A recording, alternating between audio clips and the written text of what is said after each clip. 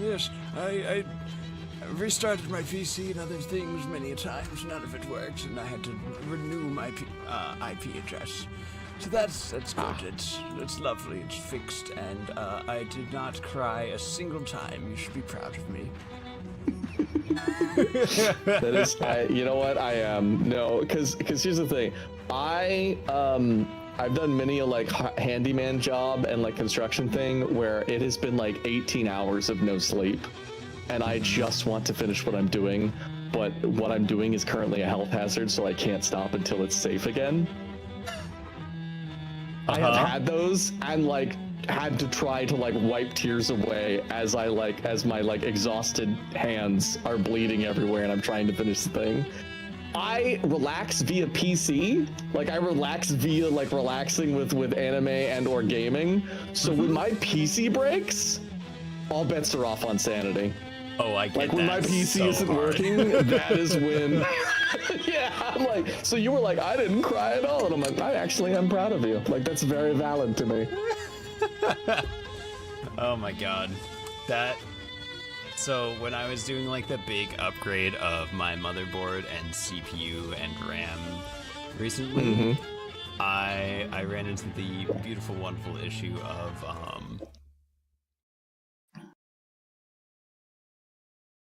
So first off, I checked, and the new CPU I needed would not be supported by the motherboard I had. So I'm like, okay, I got to get both at once. And then I put it into PC part picker, and I'm like, cool, good to go. Like, let's have a great time. And I got it all. And first things first, the new motherboard didn't really fit into my case, even though PC part picker said it would. And I'm like, all right, well, I can rig this with like 2 screws and hope for the best. And then sure enough, I start like switching over the RAM, and I'm like, this is really feeling very forced to get like seated on here, and this doesn't seem right. And sure enough, my new motherboard only took DDR5 RAM. I only had DDR4, and so couldn't actually do that, which was awesome, super cool. Had to like sprint over to Best Buy in the middle of like 9 o'clock at night, right before they closed. That was and be the like, last. RAM. Oh, so the emergency thing was RAM? Oh The emergency thing was no! RAM that other night, and that really sucked. Yeah, because it was probably really expensive. It was so fucking expensive. Yeah. Oh, I am in your world. I saw that. No idea where you're at, but I'm here. I am currently running from a train. I actually see that on the map. Yeah, you. You got hit. No, I jumped and grabbed it at the last second. Oh goodness. But bail out. Oh, that actually was flawless. Yeah. So everything's fine now. That's great. But I definitely get the like you can't just relax, because I knew it was like 11 o'clock at night and I was still working on my PC. I'd been working on it since like 7 because like nothing fit, didn't have the right RAM. The old case was like impossible to get into, which just made it take so much longer than it needed to. It was awful. It was truly awful. And finally like got it all sorted out and everything, and then I like put it all together. Oh god, it's here. And after I put it all together, I'm like, cool, now let me just trying to log into Twitch and join the shared chat. There we go. Alright, you can share the chat if you want.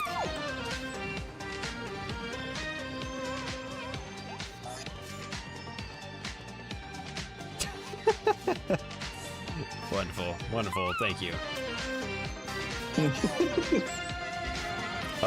Yeah, but I like plugged everything in and it just didn't freaking work. And I'm like, no! What one thing did I do wrong? I don't even remember now. I feel like it was like CPU fan was upside down or something. Something was wrong somewhere or another, and it took like another 30 minutes of trying to figure it out and brainstorm to like fix it. And I was just like, I can't just sleep. I can't just relax. It's all broken. hello, Boost Brains. Welcome on in. Oh, my controller is absolutely connected right now and vibrating my desk. And now I'm under the map? Oh. Oh, you're in the car for me. Right. How did I get into picture mode? Oh, you're in a drone! I don't know. How did you do that? I can't go too far away.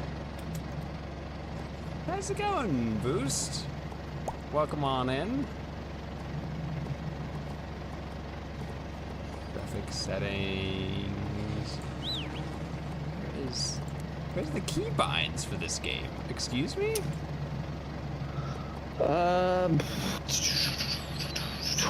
FOV zoom in, FOV zoom out. I got no idea how you even did that. Wobbly Life. Hold on. Blah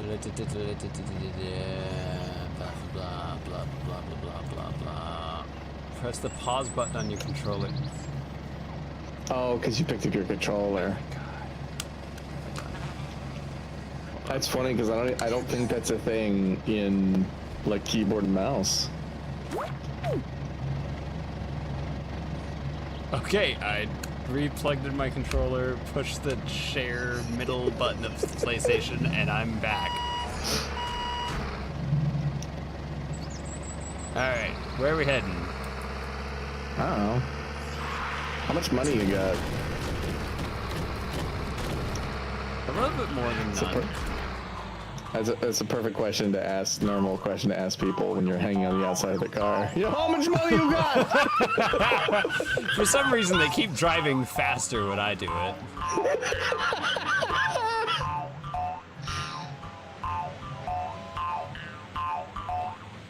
Well, I found an art studio. Do you want to go do art? I could not complete the task. Absolutely. I think failing. you should be in charge of the art. Okay. While I talk about bird dogs the entire time. I veto that for D&D. Okay. For I was about, like, D&D.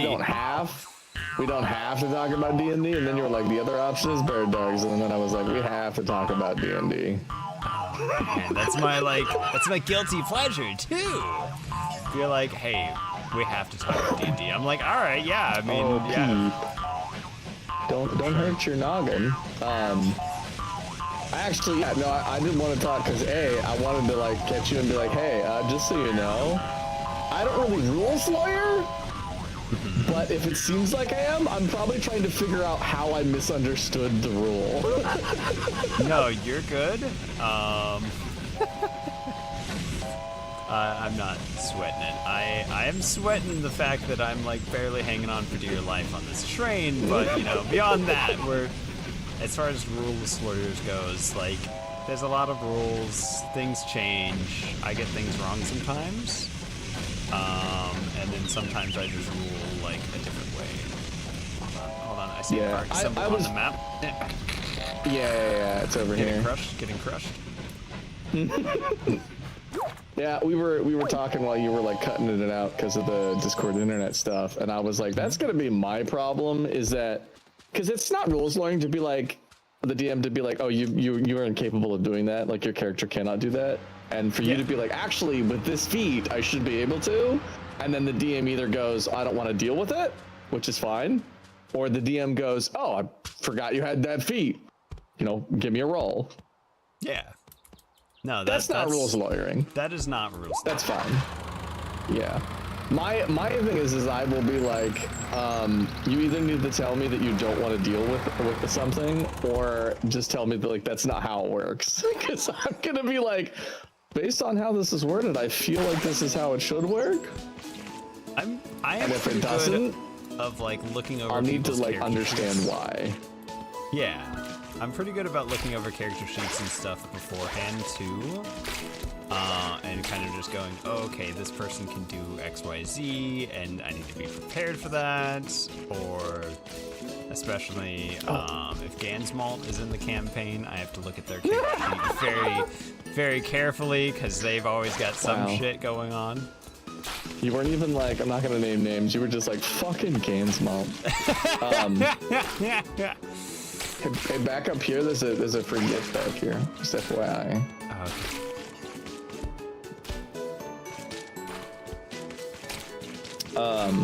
But actually, yeah, and people, I'm gonna talk about like I want to talk about character creation, because I was actually thinking about like my system of like how I do it. Because what I usually do is I think of a couple of nuggets, like I think of a couple of character like bits and bobs that make up their like core, and then I build everything off of that, or it just kind of falls into place off of that. Yeah. It's like I had a friend that was like, well, I don't know what I want to play. I just know that I probably don't want to play any casters. And I was like, well, that rules out some options, like a fair chunk of them. And then we're like, well, like I played a druid and I like the druid, so not like nothing that casts entirely. But I don't think, I don't want to play like a warlock, a wizard, or a sorcerer. And I was like, all right, well, that's totally fine. If you did want like magic, but you didn't want to play a caster, I love that D&D through subclasses allows just about any martial class to be a little bit of a caster later. And then we talked about like what the arcane trickster and like the arcane eldritch knight, I think. Like, you know, it's just really cool that they do that. And then I got in on the paladins. You are red. Why, thank you. Oh, we can paint ourselves? We can paint ourselves with the brush. We can paint ourselves. Yep. Although it didn't really show up too well for you. Look, you can see just under my sleeve, okay? I'm totally red. So I brought up the paladins. I've never liked paladins. I just didn't like the whole religious aspect. Personally, as a gaming thing, right? I was just like, oh, I don't want to have to abide by like these weird rules and stuff, because otherwise, like if I feel like I'm trapped or locked in, it feels like I don't have the creativity to do what I want to do. So like rather than play a paladin, I'd rather play like an eldritch knight that knows heal or something, right? Like, yeah.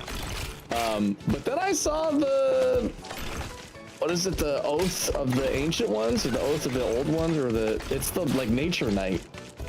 And I was like, this is a paladin hippie. I'm down.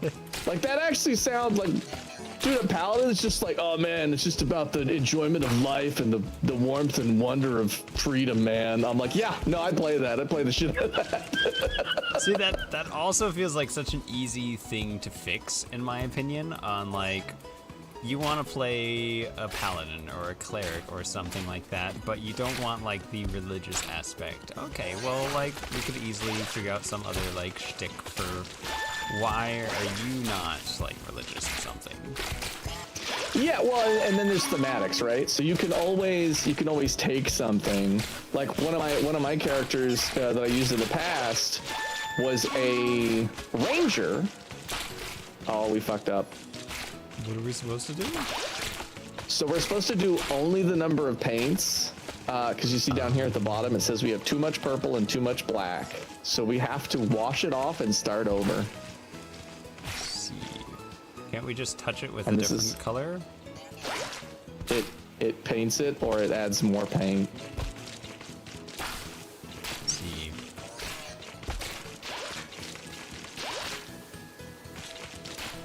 You need 2 more red. Okay. Dang it. Yeah, this one seems. This is why I was struggling so much with this one. Yeah, I was like, Wobbly Life is actually going to be like the hardest one. Tell me about Noodle. Nanoodle. Tell me about Noodle. So Nanoodle is my first cleric I have played, and I decided to go with the method of I wanted to make somebody who was like still useful, but not like I typically try and make very OP characters, and I want to do something a little different this time. I wanted to make a guy who's just like fairly average, terminally average. So what I ended up doing was making a grave cleric. Grave cleric, yeah. Okay. So for those who don't know, grave cleric basically implies that you're only really gonna heal everybody when they're close to the grave, because you get max healing then and only then. So like if somebody is unconscious, you heal them for max hit points. You don't have to roll a 4d8, you just heal all 8 for each one of those 4s. So it's like a difference of, it could be 10 healing versus 32 healing. So it's like, yeah, you want to make sure that people are like unconscious before you heal them. So I'm like, well, how am I gonna do that? And I'm like, well, I think the best solution is to just make a nervous little guy who doesn't want anybody to look at him while he's healing. And so I ended up making Nanoodle the Yuan Ti snake person. Oh, we had one too many yellows. I'm sorry. I fucked it up. You're good. So it was a Yuan Ti, which is like snake people, which are already kind of seen as a little sketchy in D&D.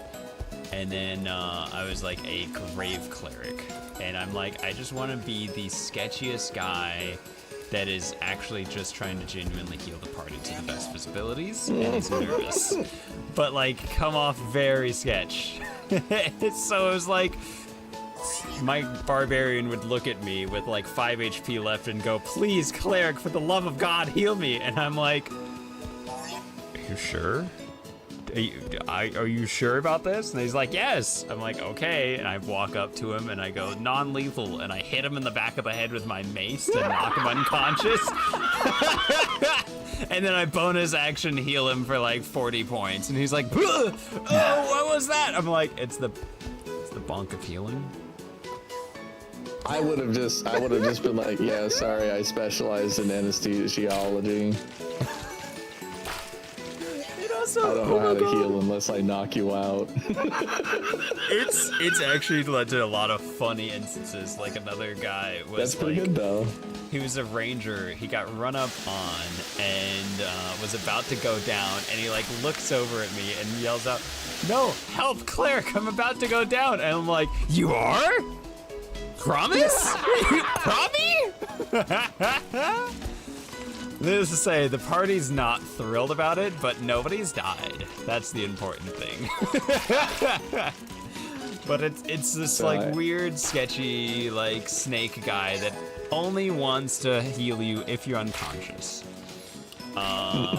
People are like, "We're outside of combat. Can you just do a little healing?" And I'm like, "Are you unconscious?" And they're like, "No." I'm like, "Then no. Unless you are unconscious, I will not touch you. I mean, heal you." Phrasing. I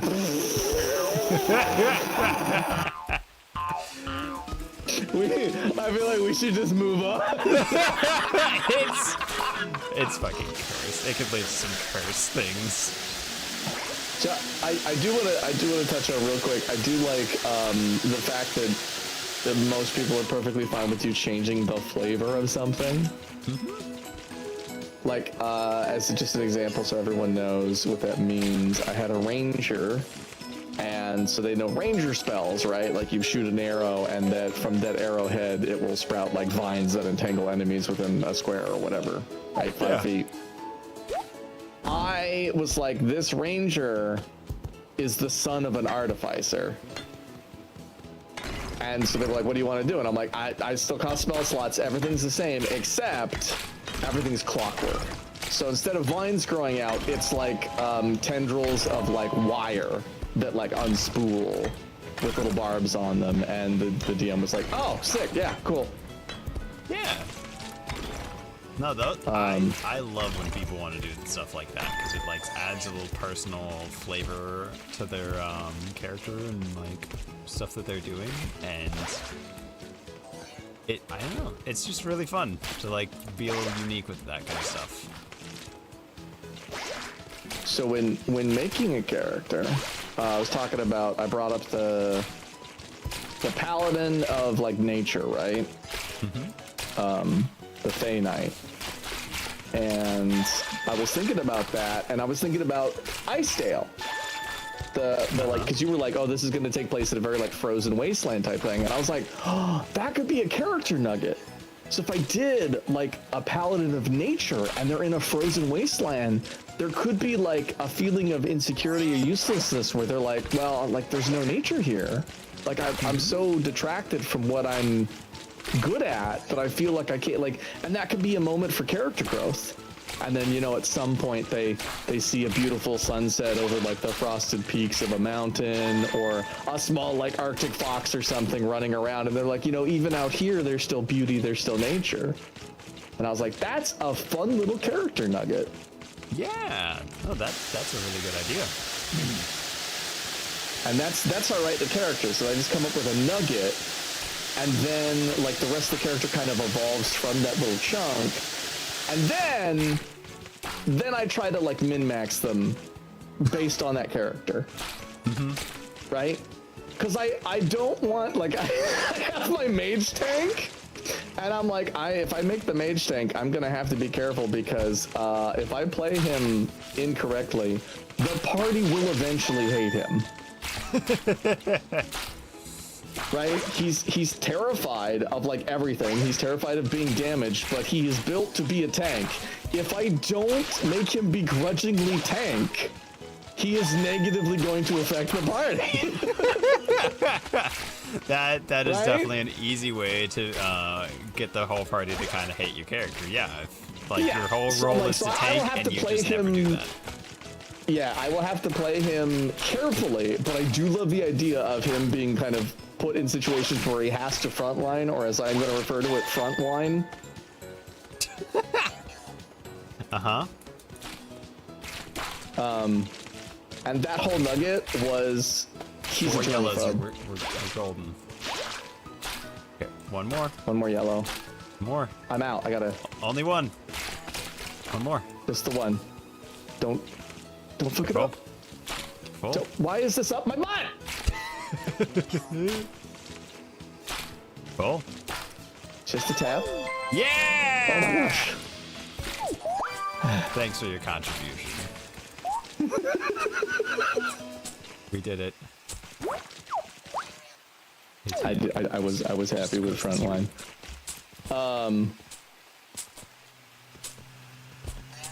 God forbid we use our imagine. Oh no, I just haven't. Thank you, Green Lantern. No, I was having some stream issues. Mostly stream issues, as in my entire internet decided not to internet today. So yes, I've just reactivated the sound redeems. Everything should be working. But I actually genuinely enjoy character design and like creation, which is why I did that little blurb in the Discord about it, and I was just like, if anyone is struggling for character, I know this is a weird offer, but I'm pretty good at helping people come up with what like a good starting point for what their character will be, just by asking a few questions. I think honestly it can help a lot to like kind of brainstorm as a group for stuff like that. Oh, yeah, and having a soundboard for that stuff, having a you know, just a skull on the mantle to listen to you talk about it. Yeah, exactly. Because sometimes you can work through a few things, figure stuff out, and then like you come in with an even better character that you're more happy with versus something that you're kind of like, you get a session or two in, and you're like, I wish I had not committed so hard to like this one bit. Like I've had a guy one time go, I want to do a guy who doesn't speak common, and I'm like, okay, how do you communicate with the party? And he's like, I don't really.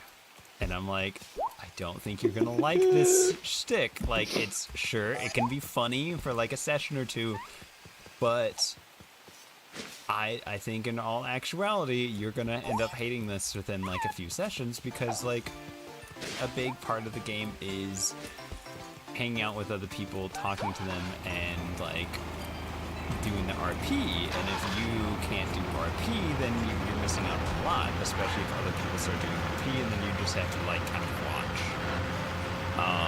But he wanted to go for it, and I was like, okay. And sure enough, like 3 or 4 sessions in, he's like, yeah, I'm ready to kill my character. I'm like, we can retire him, and he's like, no, take him out. I'm like, all right, I'll do it in the most brutal fashion. You want to put a hit out on yourself. So I was as brutal as possible. That's sometimes, and as DMs or experienced players, it is very helpful for us to be like, okay, you can do that, but there's going to be some problems that you just may not enjoy. Mm-hmm. Like some things feel like really funny, like bits, sketches, whatever at the start, and then you actually like get into it and it's like, oh, well, actually. Sometimes the like vision does not match what actually happens, and it's unfortunate. How do I, oh, there's a button on the side.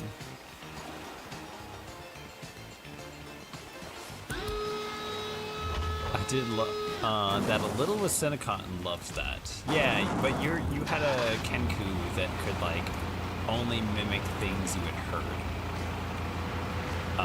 which you know very much works. You know you can actually put them in the back, right? Ah! I've been struck by lightning. My hubris. Wait, hit your button. Hit your button.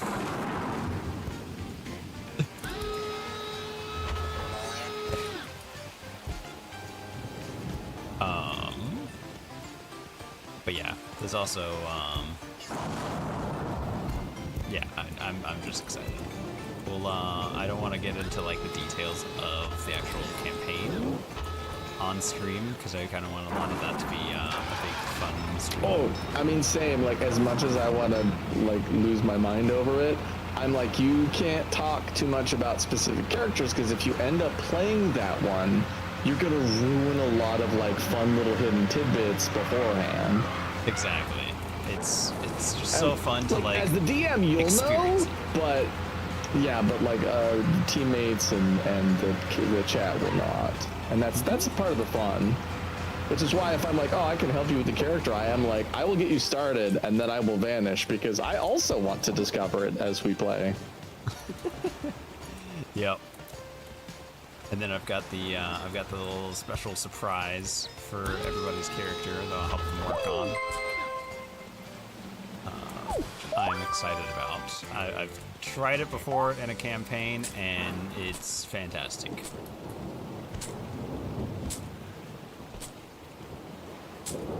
We have money, but the ATM's so far away. It's all the way on the other side of the board, man.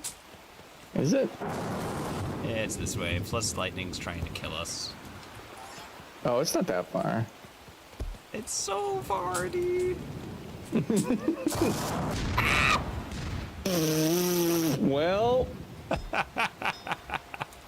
I like the lightning struck you as you were next to the boom truck and it exploded, and I don't know where the money bags went. Oh no, did we lose both of them? Oh, there's one here. Okay, where are you? And they're not even on the map. Yeah, they don't show up on the map. Here.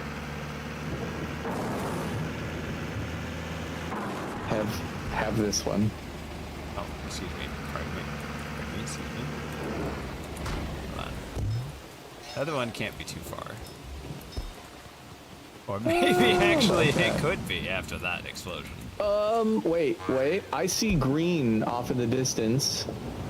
That may be the amount of the money that's in the bag. Green, green, green, green. Green, green, green, green. And this is a considerable distance, so it's kind of funny if it is. I think it is.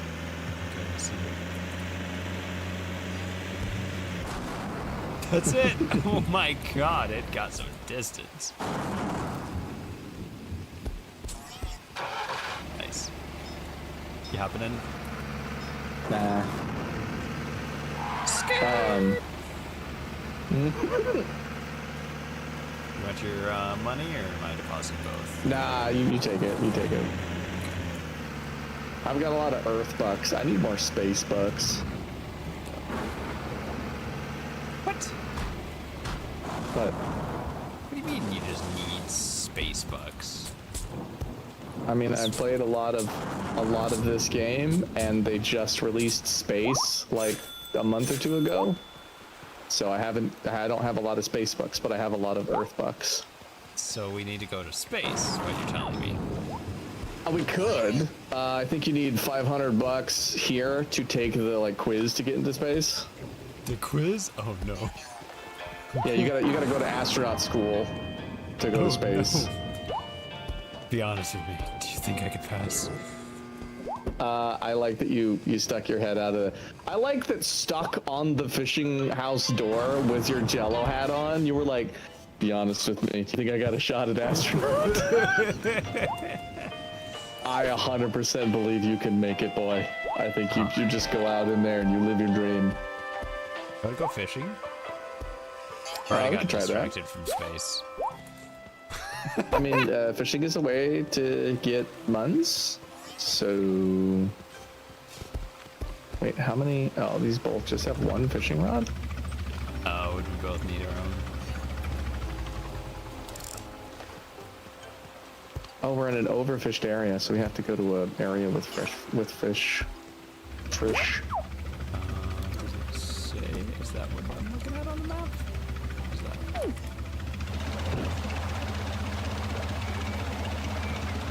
Does this help? Am I helping?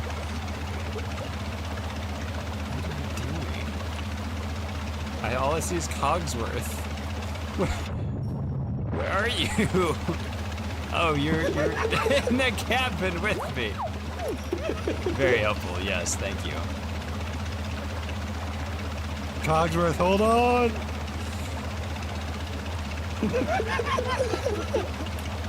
My doctor said I can't astronaut. Don't you let your doctor keep you down. Yeah. Oh, so I've been looking at the rules, right? So I've been like, I need to brush up. Oh, wow, they've actually changed a lot. So I've been looking at all the rules and stuff, and I do think it's pretty cool to so wizards need intelligence, rogues need dex, Yeah. which makes perfect sense then that with that in mind, wizards can trip and thieves can't. We could just thieves camp us.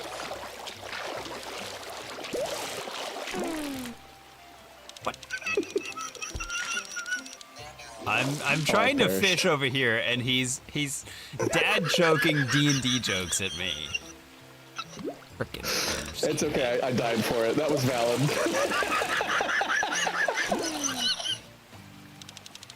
How the fuck am I supposed to fish? I didn't actually explain this, or I didn't read it. I know I didn't read it, but I'm pretty sure they're telling you didn't read it.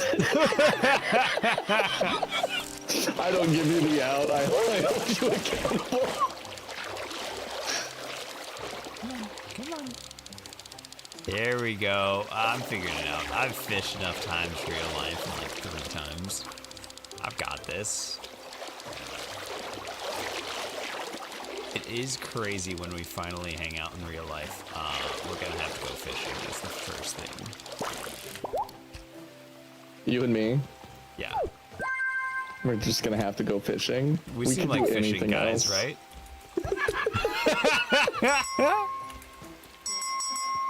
Are you in the water? Did you jump ship? Oh, I perished. I told that bad joke and was struck down by God.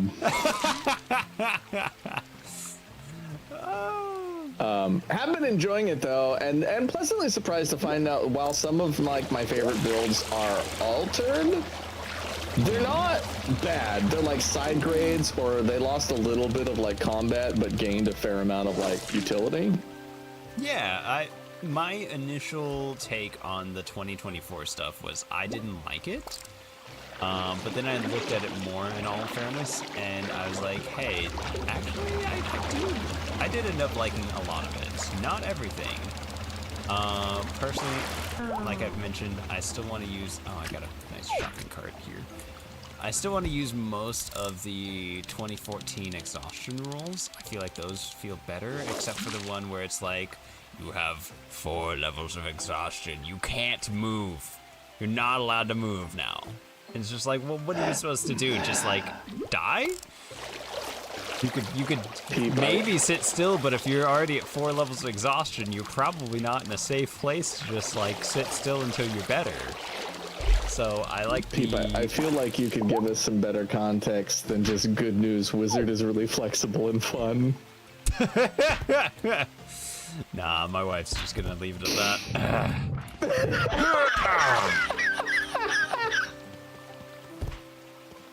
I do Pilates. It's like yoga, but hardcore. Why do I feel like I'm a black belt in Pilates? Is the thing Wiz would say? It's a thing Wiz would figure out how to do. Everything else he's laying hard as. Well, I'm glad that we've set appropriate expectations. Yeah, no, that's the vibe I got. Thanks, babe. I was like pleasantly surprised. A lot of the like class mechanics and stuff. I'm like, oh, interesting. So like, barbarians and monks now have like a weird quasi second wind. They have like a little self heal or temporary health thing that they can do like once a long rest or depending on which class. But I was like, oh, that's very interesting. Dude, I think the one that shocked me the most was, I want to say fighter. I don't know if this is all fighters or only like a subclass that one of my players was playing as, but at like 12th level or something like that, they just get a free inspiration, I think it's every round of combat? Wasn't it every round of combat? Once again, this is Gansmall. It was like, when I first read it, I was like, this is no Gansmall, my head, Gansmall hands you the rule book. It's just written in like pen. Is this crayon? Well, I mean, if it's in the book, crayon or not, gotta honor it. Uh-oh. Can I swim in this game? No. I think I died. That's a shame. I think my 3 or 4 fish I had on the boat are kind of gone. If you get another ship, you may be able to get out there and pick them up. That's tragic. Imagine if this one was also time gated. Where did you go? Wait, did you go to an actual good so it gave fish us spot? it gave us different locations to fish at. I'm gonna be so real. It never gave me that area.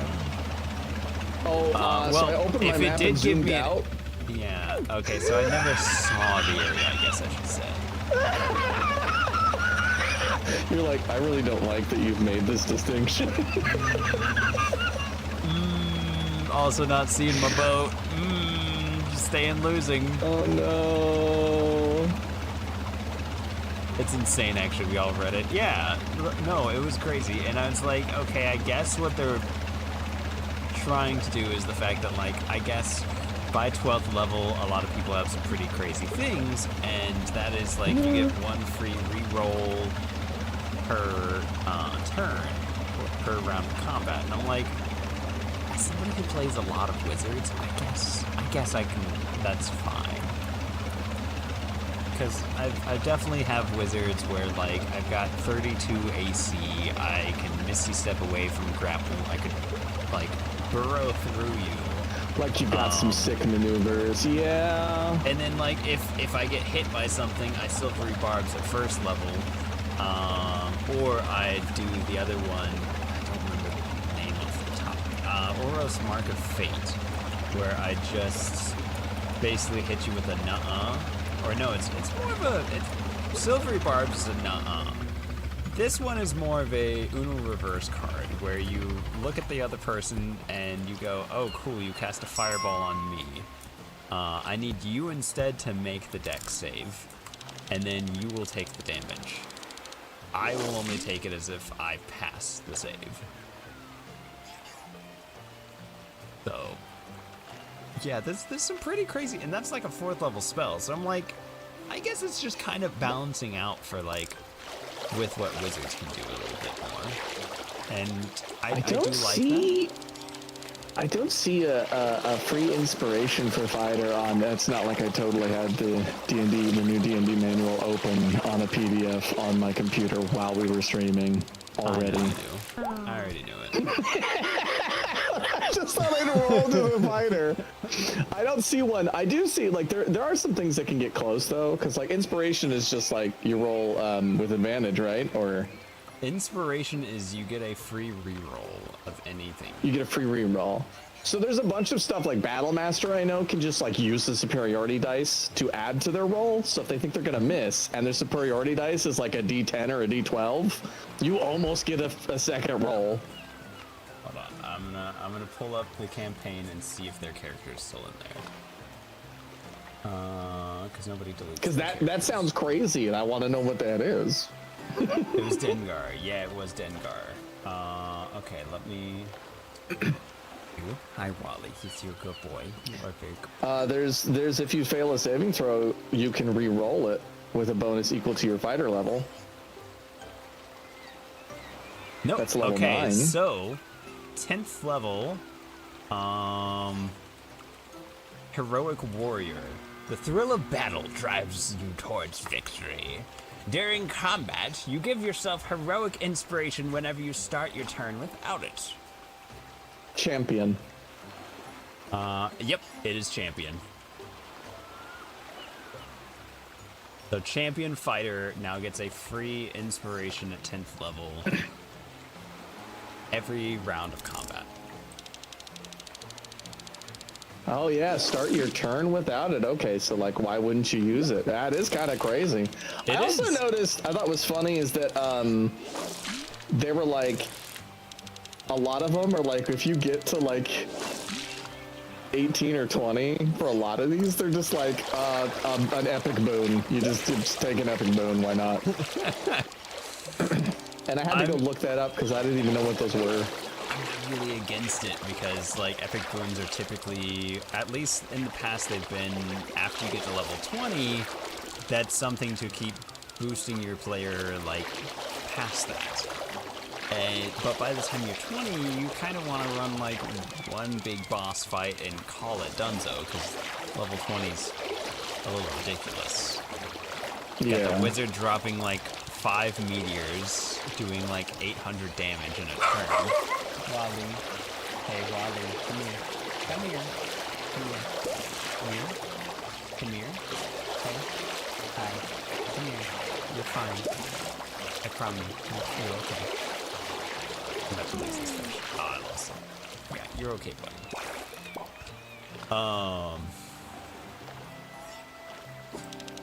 You're like fighters attacking like 5 or 6 times per turn, and then action surging. I don't know. Level 20 combat, I've done it a handful of times, and it's always just a bit ridiculous. And I wouldn't want to say 20 for 2. Yeah, I really want to. Nice catch. I really want to. Thank you. I can serve it to you a la carte if you want. I'm gonna jump in the water. I really want to just I've just got like a handful of characters, and I really want to see them do more than a session or two, because unfortunately I've had that same experience that a lot of us did, where you roll a character, everyone has fun for a couple sessions, and then like one person can't make it, another person can't make the next one, and then you just kind of dissolve. Yeah, I'm very much hoping that this is not going to happen with our group. Well, I feel like a big part of it is the availability, is that like that used to happen a lot more when you were in person. We were talking about this earlier. As much as I miss the like in-person stuff, sometimes it is a lot easier to make time when you don't have to account for travel and packing up all your books and. Yeah, no, I definitely think like D&D Beyond and just the fact that we can do it on the internet now, it makes it a lot more convenient and easier for people. I currently am in like 3 campaigns, and only one of them is in person, and that one we do like once a month. But it is also very fun to hang out with friends, do like a little potluck kind of thing.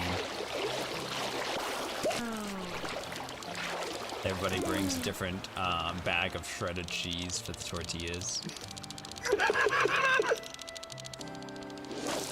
Just only shredded cheese, nothing else. No, it is kind of funny. We were like, when we first started, it was a mixture of different like food items we would pick. And then one time we were like, let's do tacos. And then we learned tacos is kind of just the best go-to, because everybody likes tacos because you can customize them. You can make them whatever way you want. And then we're like, cool. So let's just keep doing tacos. Hey, this is my boat. Fish somewhere else. I've been fishing in the back of your boat this whole time. Son of a biscuit-eating bulldog! Ah! My bush! But, yeah, so now we've just stuck with tacos, and it's kind of funny, because half the time the group chat would be like, yeah, what do we want to do this time? And it's like, do we want to just go for tacos again? And it's like, I don't know. And then P-Pants will come in and be like, we're doing tacos again, everybody. It's Don't be taco silly. time. Don't be silly. We can switch it up. Sometimes it's beef, sometimes it's chicken, but it's going to be tacos. But I do love that one guy. Actually just comes in clutch, brings a huge bag of shredded cheese and tortilla shells. And it's like, it's simple, it's easy, and, you know, that gum good. Lifeguards! He's fishing out of my boat! Help!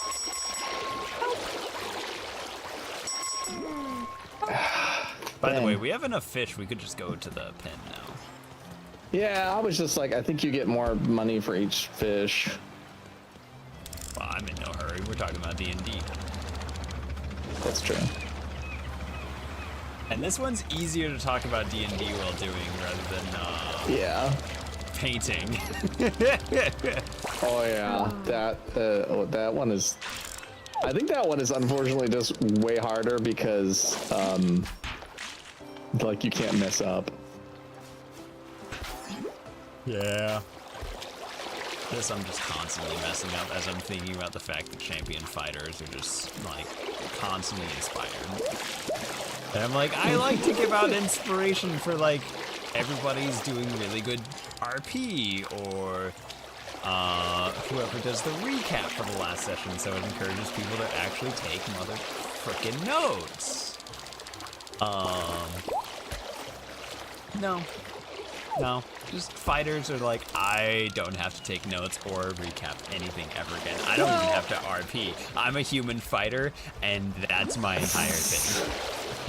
That is only for combat, though. Yeah. But it does say anytime you start your turn, so you just get a heroic inspiration. It doesn't say it only lasts for combat. So, like, yeah. if you don't use it on one of the turns, you can just save it for after combat. Yeah. But you only get the one. until you get combat again. But just like, it is kind of crazy, but it's not like...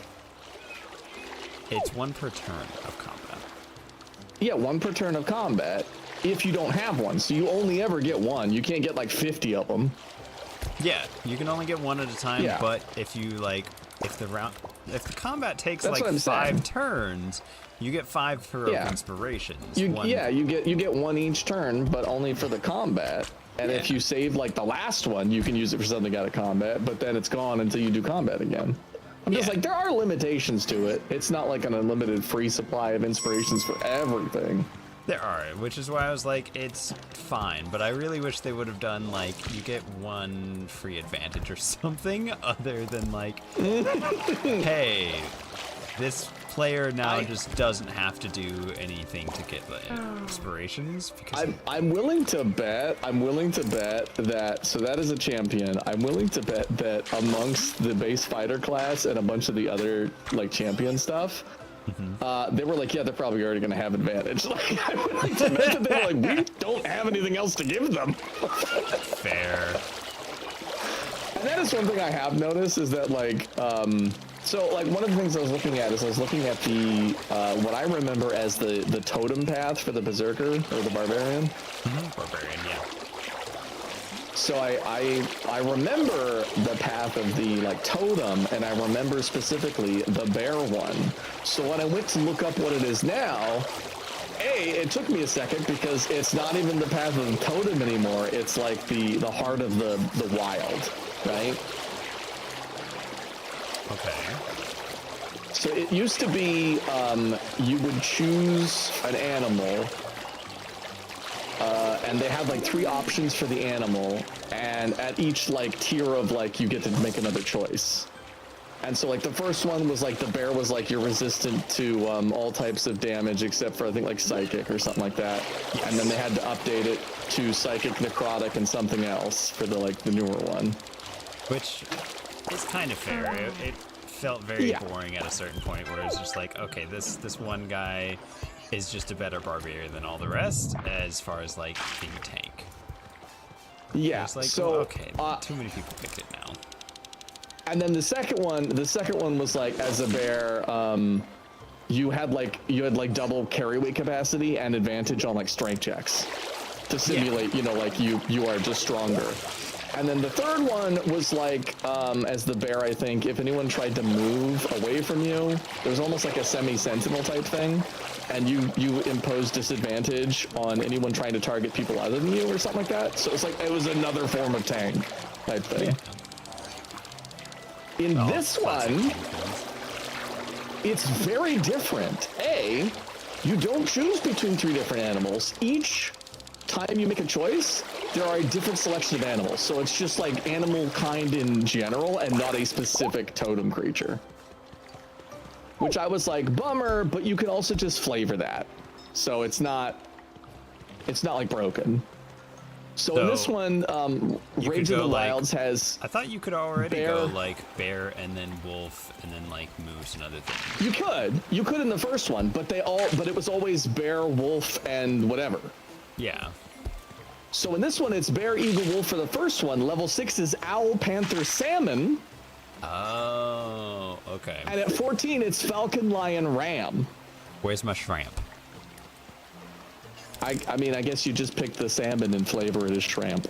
Oh. My guy's Well, I just thought it was always like interesting because shrimping. bear for this one now is while your rage is active, you have resistance to every damage type except force, necrotic, psychic, and radiant. And I was like, that's fair. Those are pretty like rare, unique ones. The level 6 one is interesting because they're all like utility movement things or like adventuring ones. So owl is you have dark vision. If you already have dark vision, you increase it by like the base standard amount. So you double it. Panther is you have a climb speed equal to your speed. I'm like, oh, that's nifty. That could be handy. And then salmon is you have a swim speed equal to your speed. And I love the idea idea of a jack dude just like dolphining upstream like Hasselhoff from the SpongeBob movie. Thank God. So I'm like, you know what? You lose a little bit of like your tankiness, but that's like pretty good like utility. It's all just movement. That's fine, right? And then they kind of cycle back around because I recognize. Yeah, so Lion is what the old bear one is for the level 14. While your rage is active, any of your enemies within 5 feet of you have disadvantage on attack rolls against targets other than you, or another barbarian who has this option active. You just have all, like, Path of the Animal barbarians in the party, and none of them are benefiting off of this. So I was like, that's interesting that it denotes that. I mean, I have heard of groups jumping into a Strahd campaign, and everyone was like a paladin. I do think like, and it's what's cool too is that like I was saying earlier, with the sub classes, you can actually get so much versatility that you could have everyone play a wizard and still cover all of the party roles. Yeah, no, I freaking love, like, I get grief so much from P-Panzer because she's always just like, oh yeah, check out these other systems, aren't they better than D&D? I'm like, I just freaking like D&D. It's nifty. You got so many different subclasses and other things, and sure, it may not, like, give you incentives in the actual, like, mechanics of the game to do RP, but, like, I kind of like that to a degree, where it's not necessarily forced on you. People who want to RP more can RP more, and if you're just not feeling it that session or that day, or in general, you're not necessarily punished for it. Yeah. But then, like, your DM can still hand out, like, heroic inspirations or other things to kind of be like, hey, you're putting in, like, the extra effort, you're RPing, you're making it fun for the whole party. Here's, like, a little extra something. A Vorpal sword for your troubles. You know, when your party's level 1 and you give them the Vorpal sword.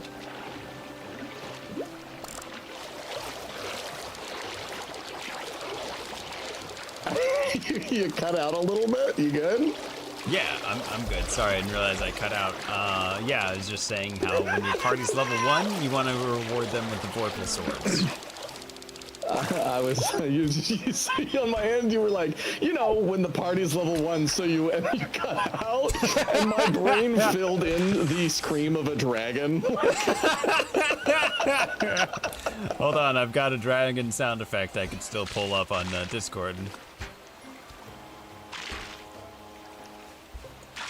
Actually, how far back is that? Dragon these nuts, okay.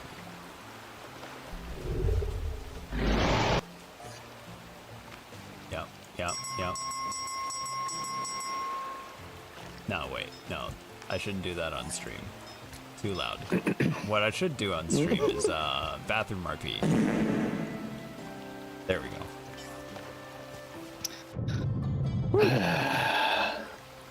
Woo! If I run into the side of my boat, I can connect our boats.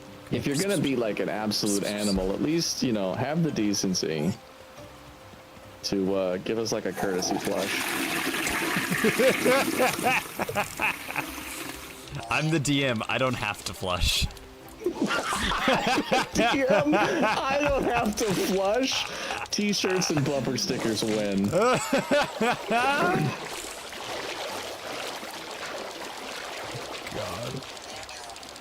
That actually, I would probably buy that bumper sticker. I'm not really one for bumper stickers, but I think I would get that one. Definitely make people not want to drive as close to me.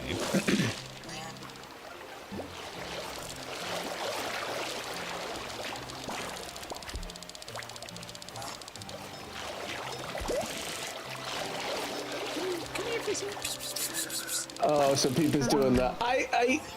Peep is saying that I want mechanics for RP, not acting. I inherently assume a sarcastic tone.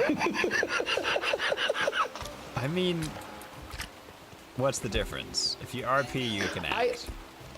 I do like, no, this is actually a really good point though, because so like we're talking about, I've helped a lot of people make characters. I had a friend who accidentally agreed to D&D. Oh no. I was like, you want to play D&D? And they were like, sure.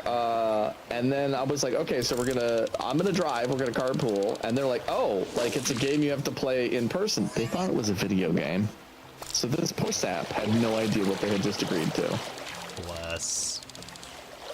But they're like, no, I said I would do it. I'll give it a try. If I don't like it, I can always stop, right? And I was like, you know what? Sure. I was like, what do you want to do? And they're like, well, like, I like archery. When I play Skyrim, I like the stealth bow. And I'm like, that, okay, so you can do a ranger or a rogue. And they were like, ooh, what is that? And I was like, ranger, archery, think Aragorn, but you can specialize in one thing or another. Survival stuff. Rogue is like the cut purse, the thief. And he was like, okay, so I like stealth and archery. I was like, do a bit of both. You can multi-class. Mm-hmm. And so he was like, okay, I suck at role-playing. I don't know. I'm not gonna know how to do that. I don't like really want to. I'll just shoot and stab stuff. And I was like, that's absolutely fine. We'll make your character stoic. Love it. You just make your character like awkward, not good around people. That's why they lived in the woods for like 10 years. Yeah. And that's their character. And so like his character nugget was that like they're not very talkative and don't like to like take initiative in deciding what to do. And so they just kind of hung out and were like a backup like enforcer that was very sneaky and good at archery and stuff. And it ended up working. They actually had a lot of fun. Nice. And so I like that D&D has mechanics for role-playing in case you're not good at the role-playing part. But I also like that the DM can also be like, oh, that was very cleverly done, or I really like the way you did that, so I'm gonna like lower the check level or give you advantage on it. Mm-hmm. Honestly, sometimes like if somebody puts a lot of effort into the RP of it, I will not even ask them to roll like a persuasion. Like, it depends on it, because I want to kind of balance it out and not just be like, hey, this one guy who's really creative and can improv really well, they don't have to roll ever. No, it's more of like, you're mostly rolling, but I can tell, like, one time for a really big roll that matters a lot to you, you put in a lot of effort on the RP, and, like, everybody else is kind of joining in, and I'm like, okay, I'm going to just let you guys have this one. You guys put up like a really good persuasive argument. Granted, all of you just in sync said nuh-uh. Can I share with you one of my favorite examples of a DM just being like, you know what, just do it. Yeah, absolutely. He's like, there's a room of 5 kobolds, and like we had basically ascertained that these were like little minion shits, but they might have the information we needed. And it was like me and our like support in this room, and then like the other guys were doing something else. And so the kobolds turn and like pull their weapons, and he's like, roll initiative, and I'm like, okay. And I run up to the first kobold, and due to my character's background, he had been entirely non-lethal barehanded up to this point, but had just had like a dark like arc start. I was like, I roll to attack. He's like, roll, and I'm roll. He's like, that hits, pretty easy hit, and if you do like 3 damage, they're gonna get knocked out. And I'm like, no, lethal damage. He's like, what? I'm like, lethal damage. He's like, okay, you kill it. And I'm like, I cave his head in with my fist. He's like, okay.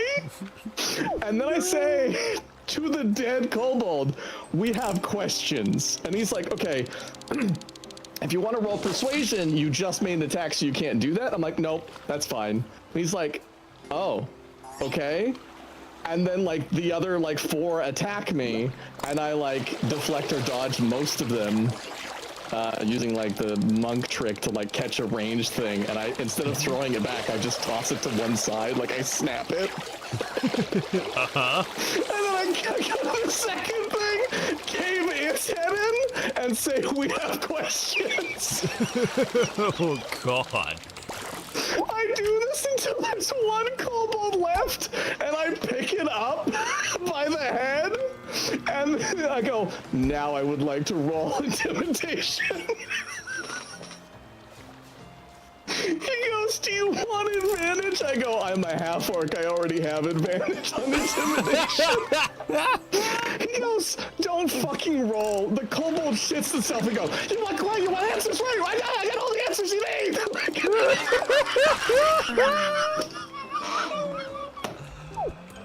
my god. It was so good too because the DM was like confused for the first couple of them, and then by like the third one he was like, "Are you building intimidation credits?"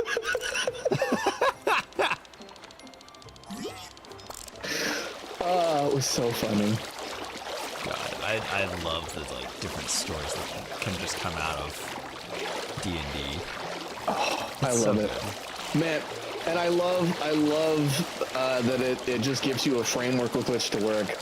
One of my first ones ever, I had a bunch of problems with the people that I ran it and never went back because they were like, you can't call, like, that's not a gnomish name, and I'm like, or that's not a halfling name, and I'm like, no, but he was raised by humans. That's why he has a human name. But like they were like couldn't let little things like that go, so I was just like, I don't think I'll go back. But I did enjoy D&D. But we were like, you're struck in a labyrinth, and the barbarian had broken down the door that was hard to break, and the DM was like, and it's an empty room, and he's like, I went through all the trouble of breaking down that door, I'm gonna search the room. And he like rolls, and he's like, it's an empty room. He's like, I rolled a 20, I want something. He's like, you find a twig on the ground.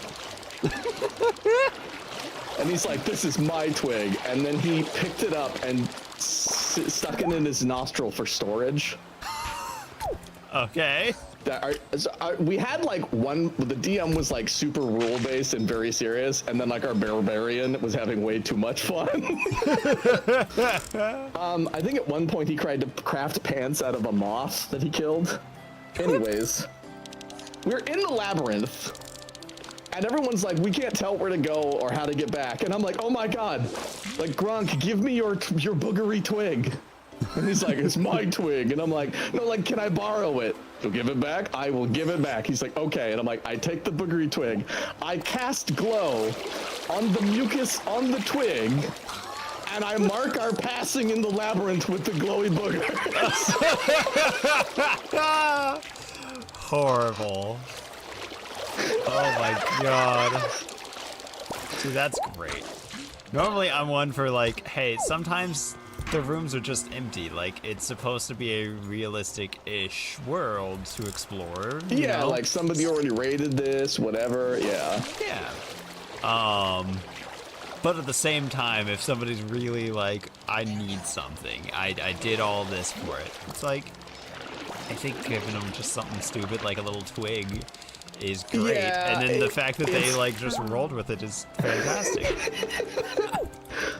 I mean, I appreciated it because let me do the thing with the magic as the little pocket druid. I was a pocket druid. I hung out in our ranger's saddlebag and just cast contact spells when he drove by enemies on his horse. Oh, that's great. I had to like process that for a second. I'm also like looking at all these fish like glitching out and So Vincent, worrying that I don't sink. You got too many shopping carts. We can't let you go in here. I am actually like sinking. I was like about to go, hey, maybe we should, because there is a weight mechanic to these fish. It's not much, but Okay. it's starting to have an effect. Heads up. If you fall in the water there, you perish, and it may despawn your boat. So like, make sure you dock at the actual dock thing, and very carefully like get in and out there. Okay. Gotcha. Let me just. Yeah, I just We had like a big fishing expedition one time, and then like got out and fell in the water, and the boat like despawned. We're like, all of it, no, everything, all of that time. Ooh, okay. I'm very nervous about this. It's crazy we can't just like go in there. Well, so we don't even put them in there. We give them to this guy. You used to actually have to throw the fish in there, but I guess they made it this guy so that you don't get too close and fall in. Because you used to actually have to go in there. Does he even Part of me is like, hey, do you get anything for the shopping carts? That's what I was about to ask. I'm Oh, also wait. kind of scared. Try and get it over. It says deliver a fish to the pin. Yeah. Oh, maybe that's a mission objective thing for it then. Ah, well, I fell in. Sweet prince. Yeah, please don't despawn my ship. It's right there. Okay, it I didn't. see it. It's still good. I think because there was one of us here. Uh-huh. What's up with the oysters? The clamshells? I don't know. Okay, that counted as a fish. Little arrow to him.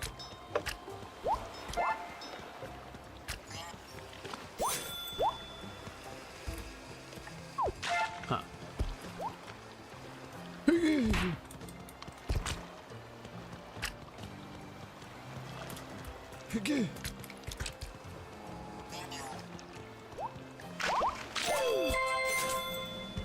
Nice. Money, money, money! Okay, so I still have fish left. Can I get extra money from you via this thing? Oh, money for that goes right into my account, whereas doing the mission Get the money. creates a money bag when it's finished. Okay. Well, I guess I'll just have to give him the rest. Can you throw it in the... I don't think we have the mission anymore, so I don't think it'll do anything. But you can take that other bag and put it in. He hates me. So rude.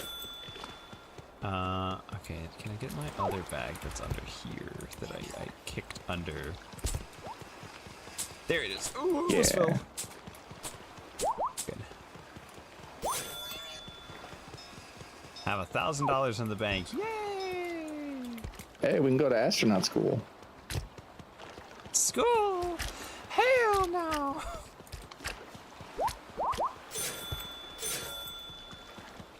Nice, nice. Get $5 per shrimp. Can't believe they don't. I think you just get $5 per like fished thing. Ah! Watch my cart. Not the boat, the fishing cart.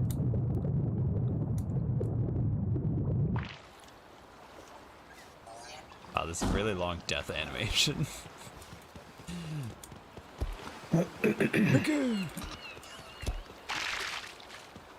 Okay, just move our boat back over.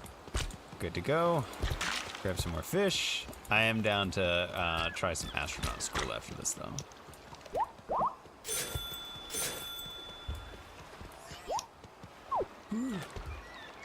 So is it a one and done for astronaut school? Once you've like completed it, you don't have to keep doing it, or do you have to do it every time you Yeah. get it? So you do it, and then you can just go to the spaceship launch station and swap between the two hub worlds at any point. Okay. Now you do have to in like the hub world, you have to go to the space station to come back here, or you have to go to the launch pad here to go there. But other than that, just need to do it once. Sounds good. They're pretty nice about it. I think he wants worms. Of course he wants worms. What am I saying? He took a worm. Sure didn't give me any money for the worm. Oh. Stole my worm. My problem now is that I'm gonna have to not harass the people who haven't chosen their class yet, so that I can choose mine. Yeah. I'm glad that we Which is on managed me. to get Like the I full know I group could going. choose. I could just choose. but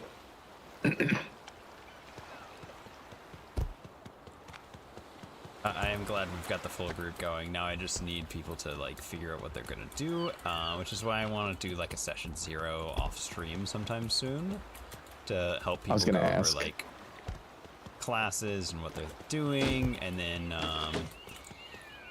I think it can be kind of good to like run through that early so they can kind of know, okay, here's the setting, here's the rules, here's what other people are thinking of playing, and then kind of go based off of that. Man, you're moving. Yeah. I'm not indecisive, like, because I could just be like, yep, no, I'm playing this guy. I could just do that. But I do want to make sure everyone else gets a chance to choose. Especially if they haven't played recently or before, you know? Yeah, we have 2 people that are a little less experienced, it sounds like. And then everyone else should have a decent amount of experience. That's why you're moving so fast. You can't all be indecisive. Nothing will get done. You could all be indecisive, actually. That's where the DM goes, alright, so here's some pre-built human fighters. Good luck, guys. Hello, Key. I knew what you meant immediately. Speaking of fighters, do you think we can pilot these? Oh, we absolutely can. I don't know. No, 100%. I saw it. I saw them flying in the main menu screen. It's gotta be doable. Nailed it. Nailed it in a different manner. Oops, oh, all kobolds. That's good. Do we want to do the race or just go for it? Where am I flying to? Where's the space station? Space. Okay, you almost took me off. I was looking at the map. Dastardly. It's God, this is cool. It's somewhere. It's over here. Could literally mean anywhere. Hold on. This kind of looks like a rocket. There's a very misty island, like a foggy, mysterious island. Uh-huh. It's the lower half of that you can see. Okay. I didn't know they had like fighter jets in here. That's cool. Uh-oh. Uh-oh. Uh-oh. Uh-oh. Uh-oh. We're good. It's a proper takeoff, have no fear. Just wobbling around. Oh man, this thing kind of turns on a dime.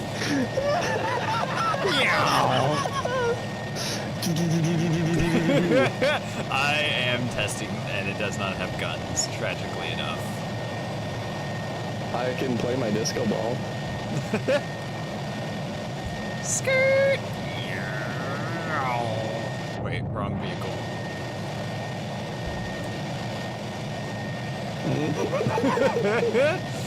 Careful. Careful. It's Careful. this thing right here. I see to put your gear back down. Just land it safely.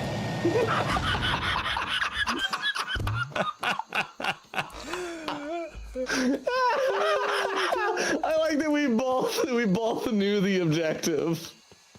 Yeah, go team. All right, so I think they'll just tell you that you haven't done the thing yet. Will they let me do the thing from here? Or is it just like a... You suck. You need to complete astronaut training course to use this rocket, sign up for the space, blah, blah, blah, other words. I'm just not in the mood to read today. God, you ever just have some of those days where you just can't even? Yeah. I think I'm having one of those days. I don't think this is how they want me to check in. No, they want you to, I think, talk to them, and then you go to the other side of the hall. Yeah, no, I walked behind the reception desk, and now I'm, the cutscene zooming in on her is just me there, too. Great landing there, Vincent.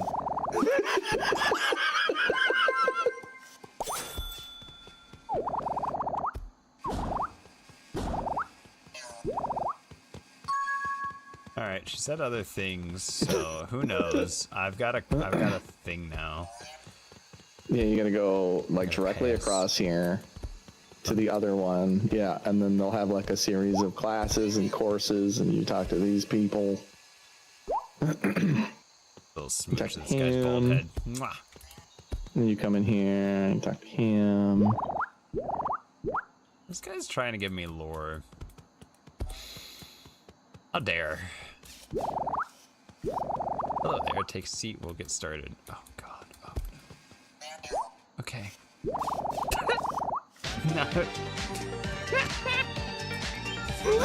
Now that everyone is seated, let's begin. This is the first step to your astronaut training. Earth, get off of the stage! Vincent, you're fine. In this course, we're going to learn what it takes to explore space and prevent you actually out of the stage. First things first. Blah blah blah blah blah blah blah blah blah. Me if I was an actual astronaut. Just toning out after welcome. You may have noticed there are 5 displays set up around the room. I did not. Each of them will teach you a valuable lesson about wobbly astronauts. Take time to read each one. When you think you're ready, head through that door. See what you've learned. Good luck. Going for it. I'm just going for it.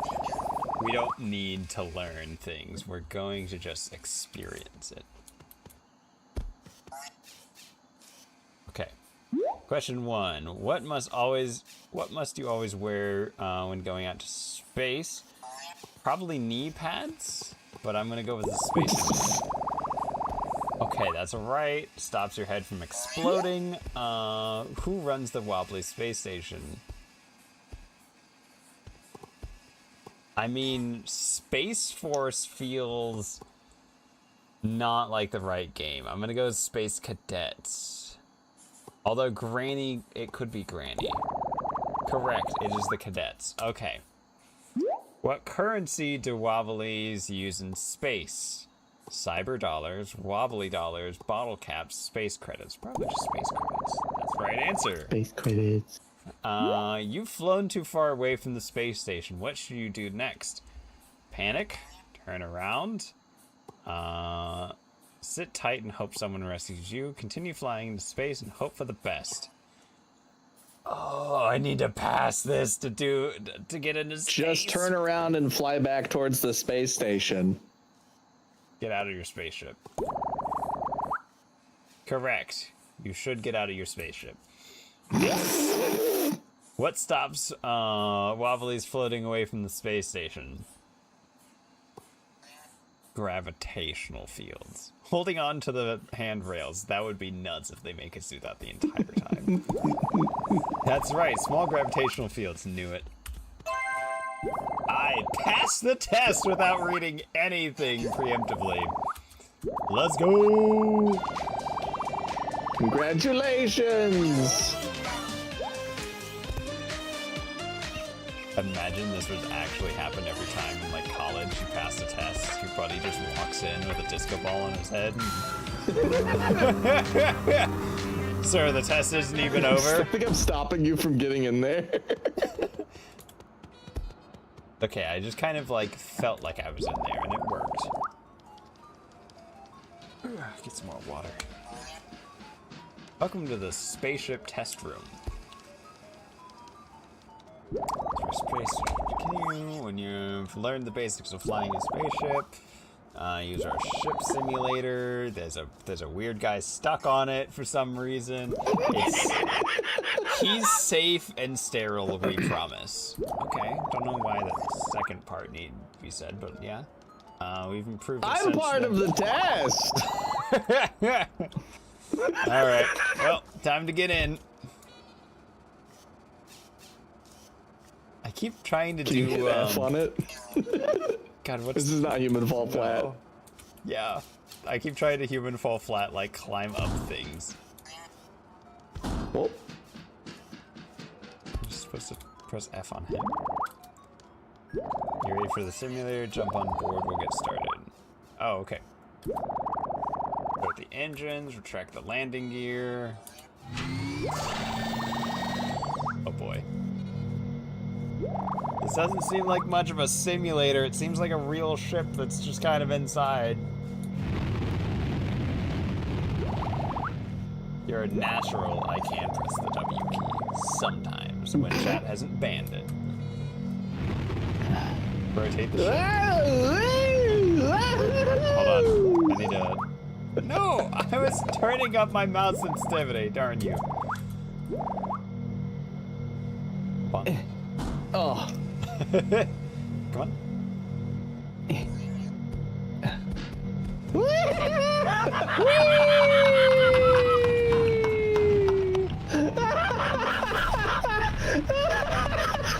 going spinning, boys! Excellent, that was we the need end to of get the you in an test. actual spaceship with max mouse sensitivity. I'll do it, don't test me. You'll be in space in no time. I don't test you, that's his job. Ah! Help! Help! Help! You'll be in space soon! Bro can't even handle being on Earth! Help! Help! There's still gravity here! I didn't account for this! If I touch the ground, I'll die! Help! I'm slipping! Am I helping? Am I helping?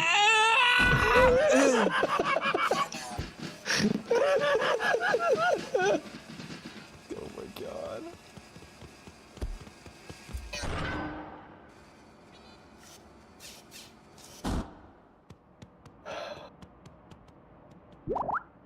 Hello? Welcome to the final part of your astronaut training course. In this room, we practice dealing with low gravity. Ahead of you are 3 courses. One simulates sort of low gravity you will experience in space. Grab the ball, put it in the hoop. I knew it. I knew basketball was gonna get me into space one of these days. Give me 1 second, I'm gonna grab some caffeine. He's all tuckered out. He's had a day. The internet has hacked him. Needs some caffeine. Understandable.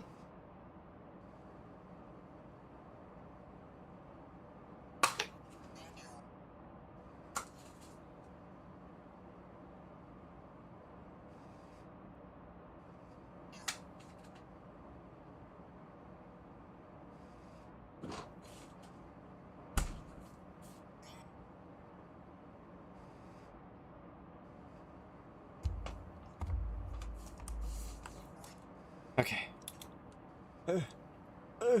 Oh, max mouse sensitivity. Who did this? Who has done this thing? Alright. Went to the discount store today and got like a 6-pack of, 6 or 8-pack of like 5 outer energies for like $1 each. Oh. Not bad. Find some good deals over at the discount store. Expired food is a state of mind. Oh man. Really hard to open. Destroyed as a state of colon.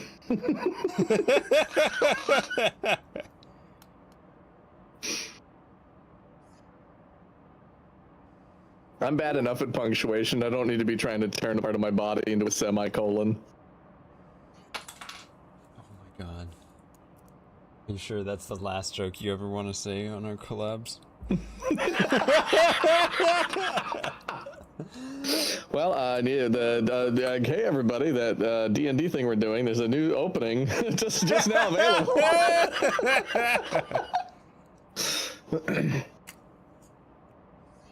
Oh my god, why is it this hard to open this daggum thing? I will not lose to a small piece of plastic. He lost all his panache. I'm sorry. I don't know. I thought Daniel Jackson always had panache. Ooh, Daniel Jackson. Isn't that, God, that name sounds familiar. Put a name to the face. I don't know. I read the phrase Daniel Jackson now, and I just picture two guys talking to each other and just saying each other's names. Daniel, Jack, Daniel, Jack, Jack, Daniel, Jack. Son?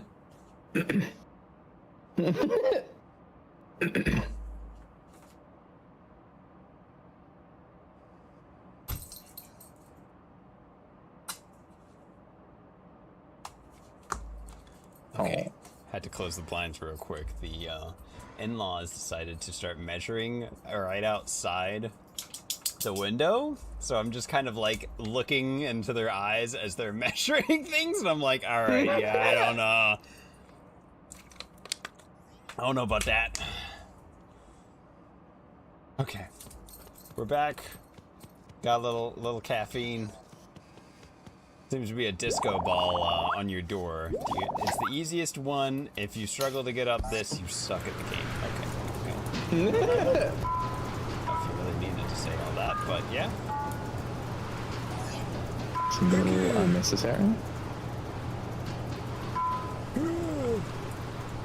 Imagine you failed one of these tests and they're just like, so that $500 you gave us? Hey, you gotta pay again. We will take another one, but since you've wasted some of our time, it's going to be $750 this time. Just keeps going up every test question you get wrong. This one's still incredibly easy. If you can't do this, you need to drop out of the program now. Okay. A little hurtful, but yeah.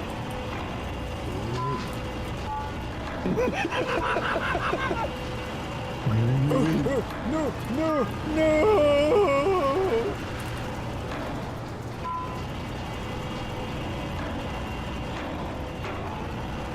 I just like go straight for it if I like commit. If it's like very top, I could.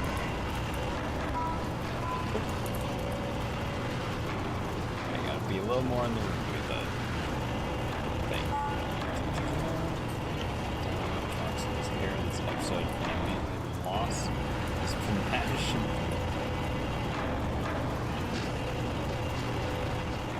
I can't remember who's Daniel Jackson. Is that the guy? He's the archaeologist. No, from Stargate SG-1. Oh, yeah. Okay, that's why. Oh, why? You know what's funny is that young Vince had the like Daniel Jackson like middle part in like junior high school, just before my family discovered that like movie / series. Like when that was coming out, I had like just changed my hair from that style. Let's be honest, that style came around because you had it. No. The Vincent. Nope. Are you excited for the new Star Trek? Nope. Incorrect. Or the new Stargate?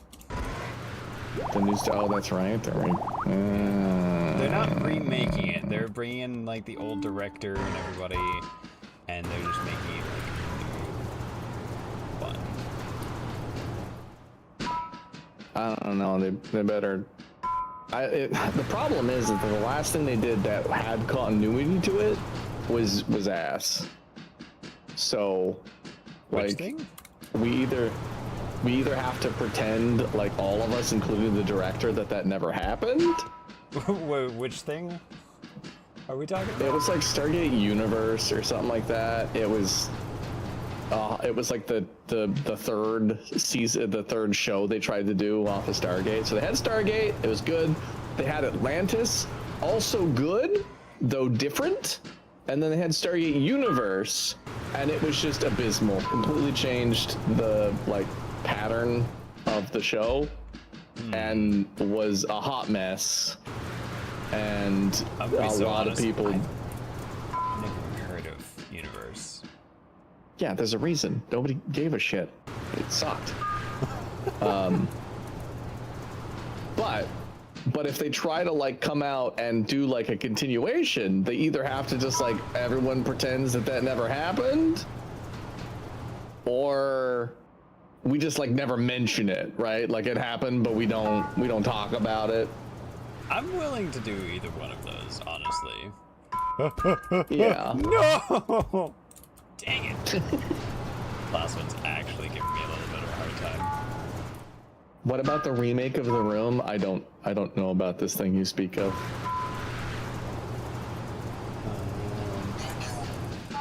The Room. Why is that familiar? Which one is that? I did not hit her. I did not. Oh, hi, Oh, Michael. fuck! Oh, hi, Mark. Oh, hi, Mike. That's what it is. P-Panzer got me to watch that at one point, and it was so bad. I did not enjoy it at all. I guess they remade it? Why? One was more There you than go. enough times. Fantastic. We did notice how you got up to the hoop that one time and then slipped off. Are you okay? Thanks.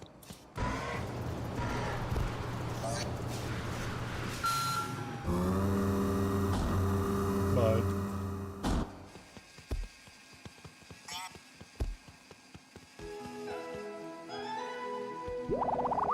Congratulations. Congratulations. Congratulations. Now get in the rocket, Denji. Okay, so you gotta put your space suit on. Okay, spacesuit, spacesuit, spacesuit. Ha. Oh, I do have to wear pants? This game hates me.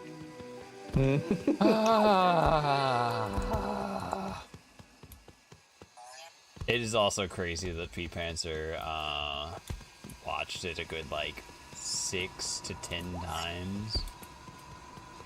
That's crazy that they did a remake shot for shot with the actors. Proceeds for charity. Weird. If it's a remake with the same actors, shot for shot, isn't that basically just not even a remake at that point? Isn't that just like... What if they didn't actually remake it? What if they just put a little bit of a filter on it to like touch it up slightly? What if they just re-released it and told everyone that they spent thousands of dollars on it to make money? I don't think. But then I guess the money went to charity, so good for them. Let's be honest. That could have had a $50 budget to cover like a couple people's. What was the charity? Was the charity the Tommy Wiseau Foundation? Because... Oh, Tommy Wiseau is blocking it from coming out? New current actors. Oh. So they're like, that movie you did, we're gonna do it again, but just not with you. Okay.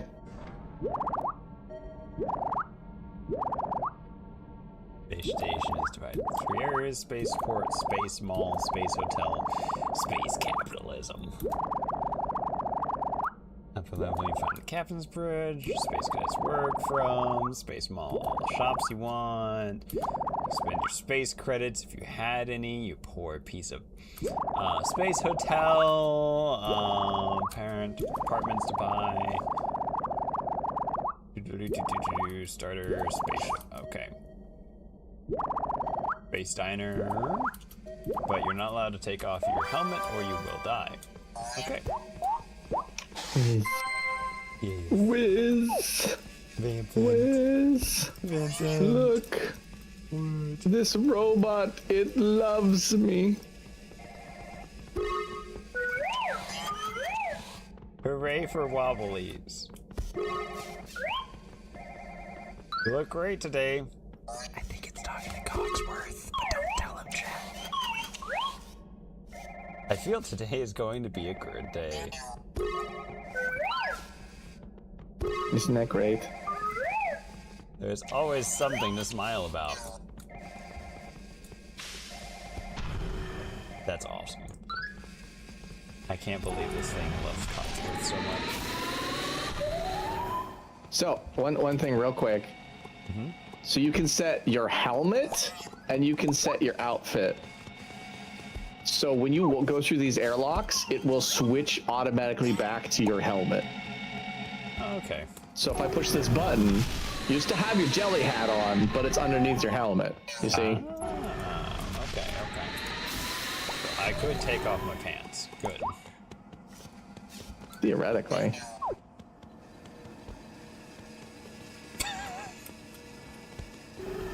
I don't even think he knew what was going on during filming. I'm surprised he cares. You know what's funny is that like, I saw the Tommy Wiseau as the Joker thing, and I love that bit. Just his laugh is so like unhinged. But also after Jared Leto, I said, we'll just let anyone play the Joker now. Honestly? Yeah. I get that. Yeah, it doesn't matter. Yeah. Bro, okay. That is, I like the Joker so as a character, right? Yeah. I've cosplayed the Joker a couple of times at conventions. Mm-hmm. I get liking the character as a well-written, interesting character. What I don't like is all of the people that seem to legitimately, like, worship him. And all of the thirsty girls that are like, I'm just a Harley looking for her Mr. J. I'm like, you should not. This man would kill you for a laugh. Like, you should not want this. Do not idolize this man. Yeah, this is not. This character is not good for you. No, I've definitely seen that a lot. Scary. Recently, and it is very concerning. Kind of like when you know, I understand. After like the Joker movie where they're just like society. Yeah, it was kind of funny to do like society bits and stuff, but when it came down, you want to know how I got these scars? You see, I used to really like those Otter Pops, the popsicles in the plastic tubes. And my mother, she would tell me to be careful or I'd cut the sides of my mouth, but I just wouldn't listen. God.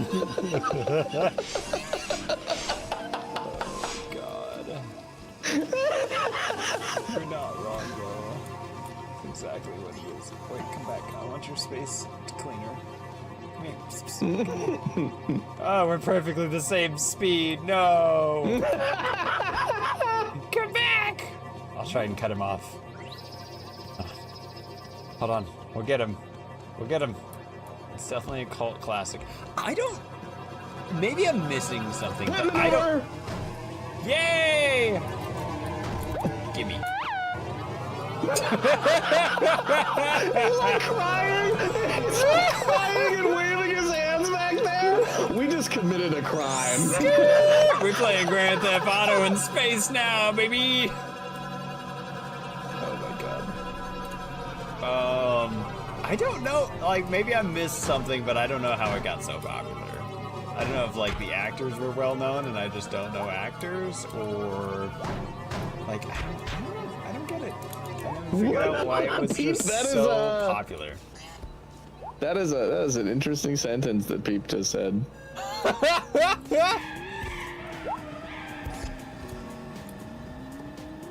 Do you want to quit?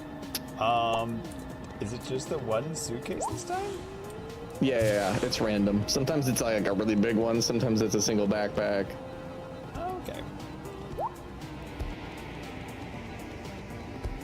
It's a movie college students play drinking games to. Okay. I could believe that. time you hear, oh, hi, Mark. That sounds about right. You should have just gotten money. But I got the money.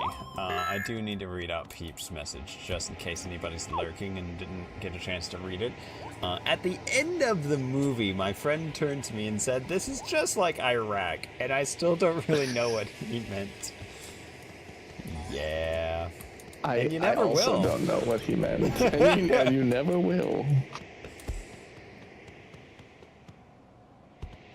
That is definitely that's an interesting hot take. It kind of falls into that thing of somebody tried to, like, you know, in like grade school when your English teacher would try and like over tell you, oh yeah, this story we just read, looking for like all these hidden meanings behind it and stuff, and then it's like sometimes when the door opens, it just means a door opened and the author had no other intentions behind it. Yeah, I think they were kind of doing that thing. They were trying to read a little too in between the lines, but there's nothing there. We got a rephrasing. I'm sorry, I was saying, are we racing? Are you trying to keep up? Wait, come back. Can you grab on with one hand? I sure can. Let's go! It's right there. Yeah, yes.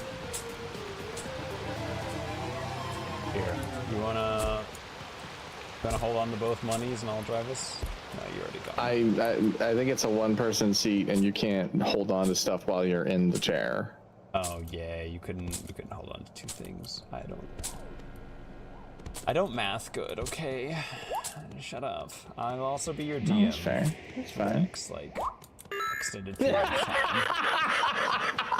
We haven't even started, and he's ready to abuse that power.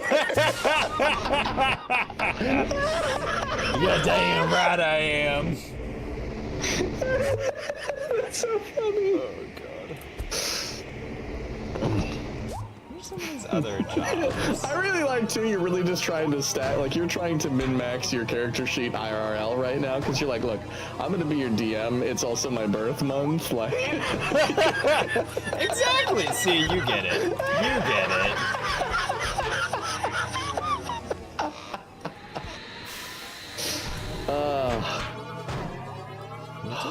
You know, I'm joking though. I do have to be careful because when I cosplay him, my filter sometimes does not do the right things. I was at a convention, like a comic book convention, dressed up as the Joker, and the like kiosk, like the information kiosk at the front, was left unattended, and the intercom button was clearly marked. No, Vincent, no. It's like, To the owner of the Black Bat-themed vehicle in the northern parking lot, your interior lights are on fire. and then I like slammed the phone down. You did not! Oh my god. And the best part is it was a comic book convention, so if they had been like, I saw a Joker do it, I had a line of like 20 of us. So can you describe the man? So he had on a purple suit, clown makeup, and you know what, never mind. You're not catching him. Some say the greatest detective couldn't even catch this man. Okay, what is this? Want to do something worthwhile? Probably not. Use your suit to put out fires, locate crew and bring them back to your ship. Find all terminals. Oh, the rescue ship, the ship rescue operation is a good way to make money. It's also very like it's challenging. It's not paint challenging. It's not finger painting challenging, but It looks like a full job. Yeah. Okay. Let's try it. yeah, no, it's a full-on mission. God, I wish it was easy enough Alright. to make money in real life by just like grabbing some people's luggage and sprinting it over there. Alright. Let's do it.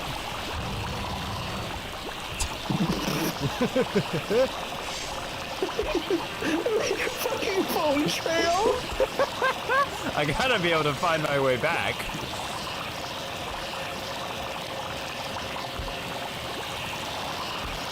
How's it going up here? Excuse me. Pardon me.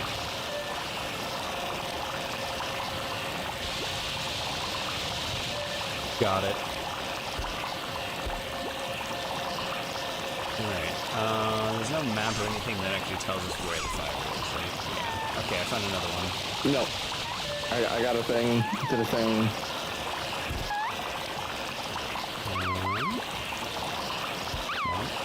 So you went this way. I'm gonna go this way. How could you tell? Because I just looked over and I saw your box through the walls. Oh, I thought you were gonna say the giant foam trail. No, it disappears pretty quick. Tragic. I did grab two Oh, man, crew members, so this I'm up. gonna run them back. Oh my gosh, I cannot remember. You good? What's up? Oh, I'm just doing like a quick time event thing and I just kept screwing it up. Classic. Oh, by the way, I like to include QuickTime events in D&D, so good luck.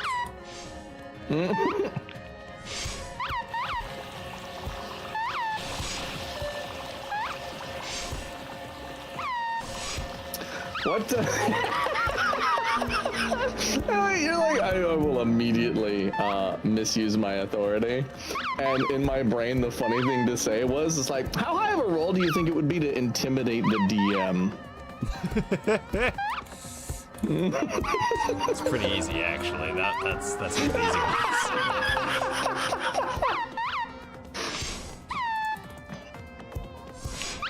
Oh yeah, you get those crew back, and it's just the undock, and I'm at the bridge. So get those crew back to the thing, and we're done. There we go. Trigger the undock. Okay. Ow. Oh, I'm in the Okay, toilet. we have a minute to get back. Uh-oh. I flushed. I flushed. I'm going. Wait, I think I'm already here. Yeah, okay, I'm already here. Okay. See, I think we came in over here, right? And then this way? Yes. Meet you in the toilets. Oh, I just conked my head again. 60. Nice. Yeah, that's decent money. It's a decent amount. It can be pretty difficult. I have failed before just because you get like turned around in the little Oh area. yeah, I was super turned around the whole time. Do you want this outfit? I was debating it, but I feel like we can't match. We gotta be able to there tell are each other other. outfits you can unlock too, but I was just like, we can go get this one pretty quickly because it's a single mini game and like a hidden present box. Yeah, okay, I'm done.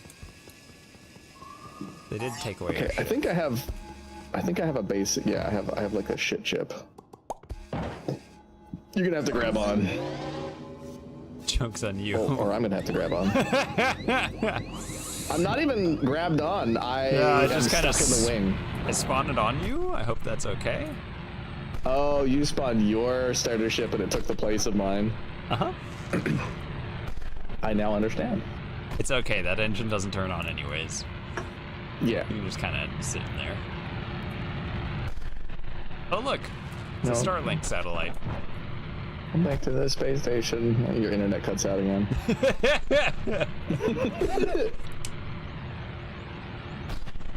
You're actually the worst about letting us coordinate and plan strategies. Because if I don't let you guys plan a little strategy meeting in the middle of the like room in front of the boss, you guys sit in the middle of a long hallway and just let me like take shots at you guys, and you all panic as the like casters are in the front. Oh, he disappeared. As the casters are in the front and the like tanks are stuck in the back and nobody's moving anywhere, and I'm just like, oh god, they're doing a TPK. What's happening?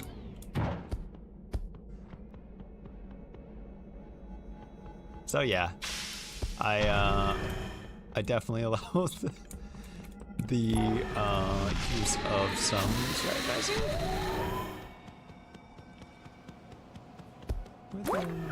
So go to the big open thing in the middle and just jump.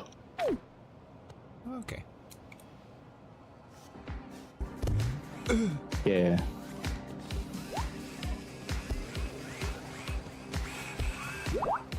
God, looks just like Vincent in real life. Square glasses and all.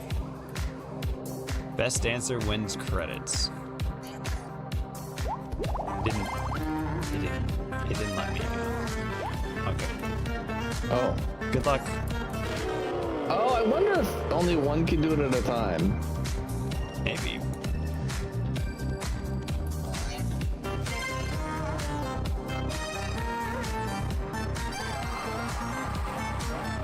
Do you have to jump? You can't move between them? I think you could just walk on them.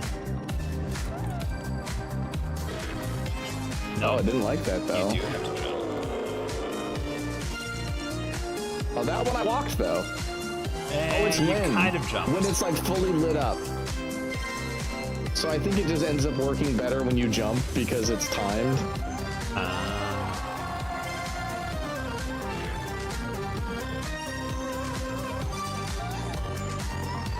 Wow, it's the Dance Dance Revolution we all knew we needed. It's Wobble Revolution. Remember when we almost all died to that ice wall wizard? Yes.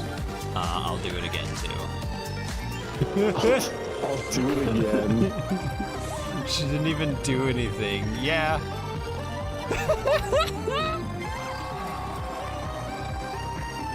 I won't spoil anything, because I did let the other Sunday group play Icewind Dales.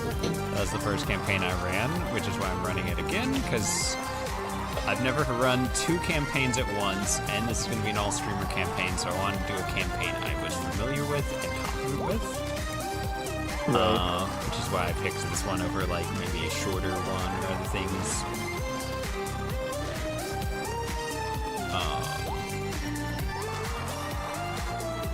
But yeah, so can't talk about some of that stuff.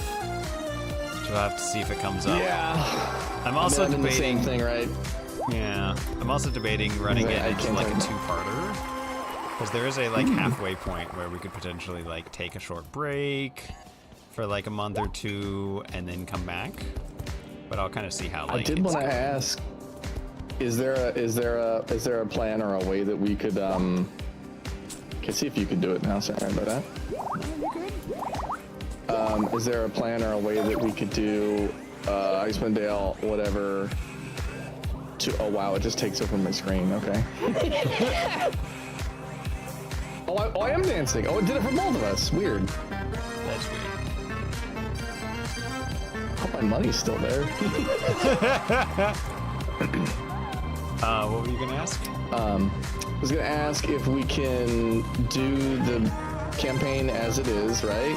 And then maybe if there's like a second campaign that is like 10 to 20 or 15 to 20 or whatever in the same area. Debatably. Because this one's supposed to take you to about 12. I run it as 12 to 14, depending upon one big thing that can happen. Kind of at a certain point. Right. I don't want to spoil anything, But Yeah. basically, depending upon how one thing goes, you guys will get 2 more level ups because you need it, or you won't.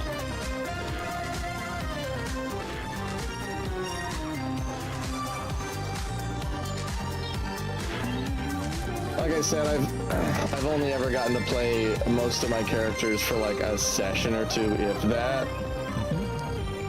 So I would just really I'd like a full campaign, to be honest. That is like my I really hope we could just get the full campaign done. But then if we could do something where we finish off the adventure story with like a smaller campaign that's, I guess, 12 or 14 to 20 or somewhere around there, I would be like, cool, now I can I have played that character and they can be retired without feeling unfinished. That's fair. I think for the most part too, once you go for long enough, you don't necessarily have to hit 20 to feel like they're finished or accomplished.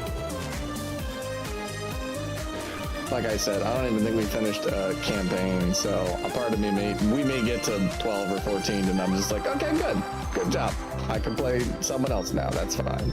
Yeah, I think you will, but I'll definitely look into it as well, because there's another campaign I was looking at potentially streaming at some point that did look like it was a 3-module campaign that would end up getting from 1 to 20. Do you still have your money? It's over there, yeah. Oh, cool. Oh, it literally pulled you as you were about to deposit it. Yeah, I was depositing it and then I was just like, wait, I'm on the dance floor. Okay, so you doing that should have given you the shirt and the backpack and the pants. The tops and the bottoms. And I guess the hat he has on. To get the helmet, so this is the space helmet, to get that, we gotta get up there. It's on one of these floating things up there.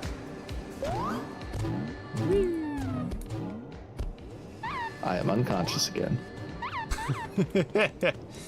Me during every single stream.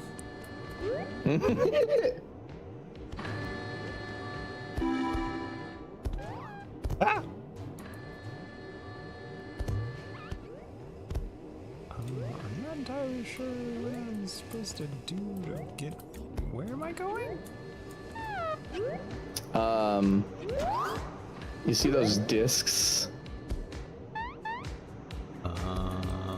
It's hanging from the... You almost just hit them. Yeah. I think if we go like this, it's actually easier if you hop up the bouncy castle stuff. And then we use these raising platforms here. These bad boys.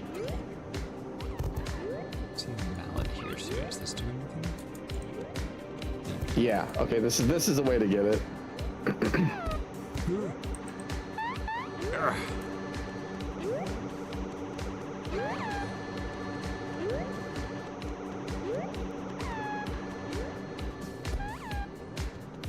I'm just remembering the campaign and it fucking ruled. I love my parry.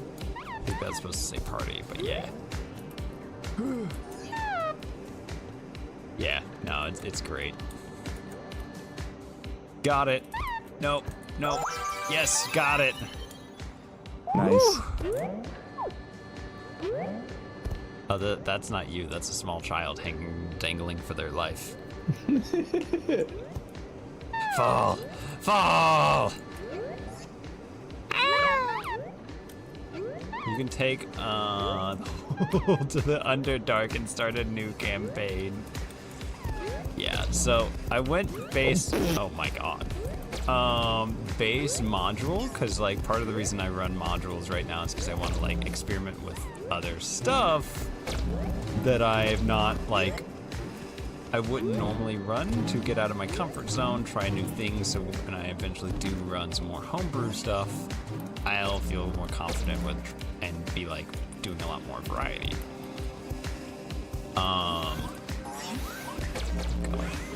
I was gonna say if it knocks these people, that'd be so great.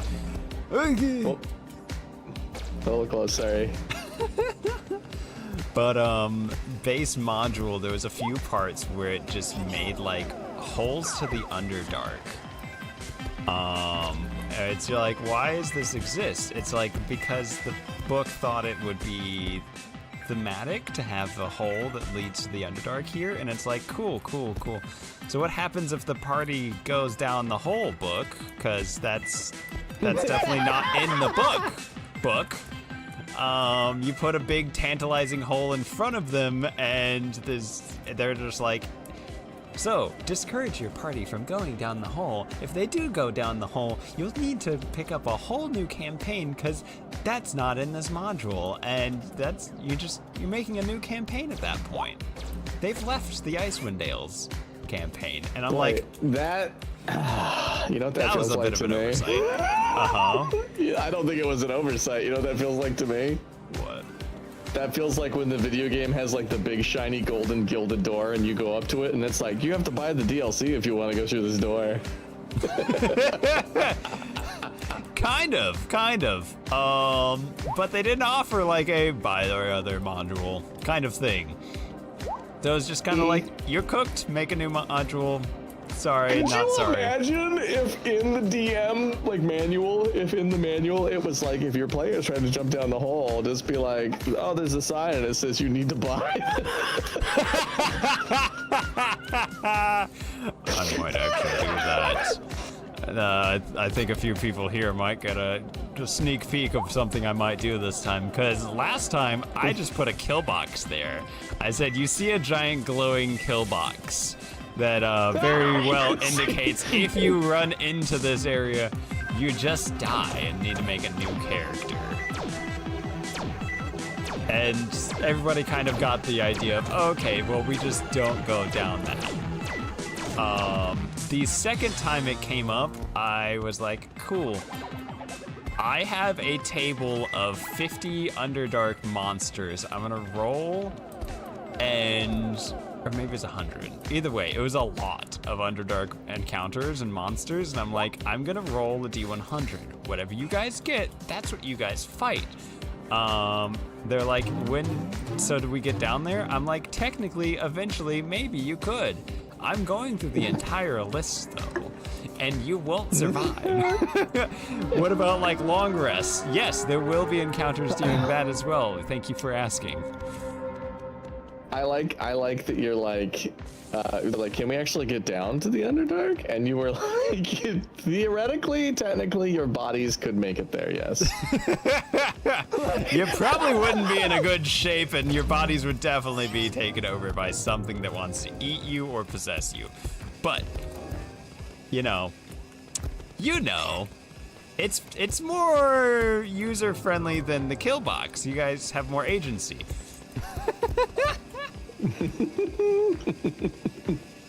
Maybe I'll do like if we get like 100 subscribers. Dang gum. Oh my god.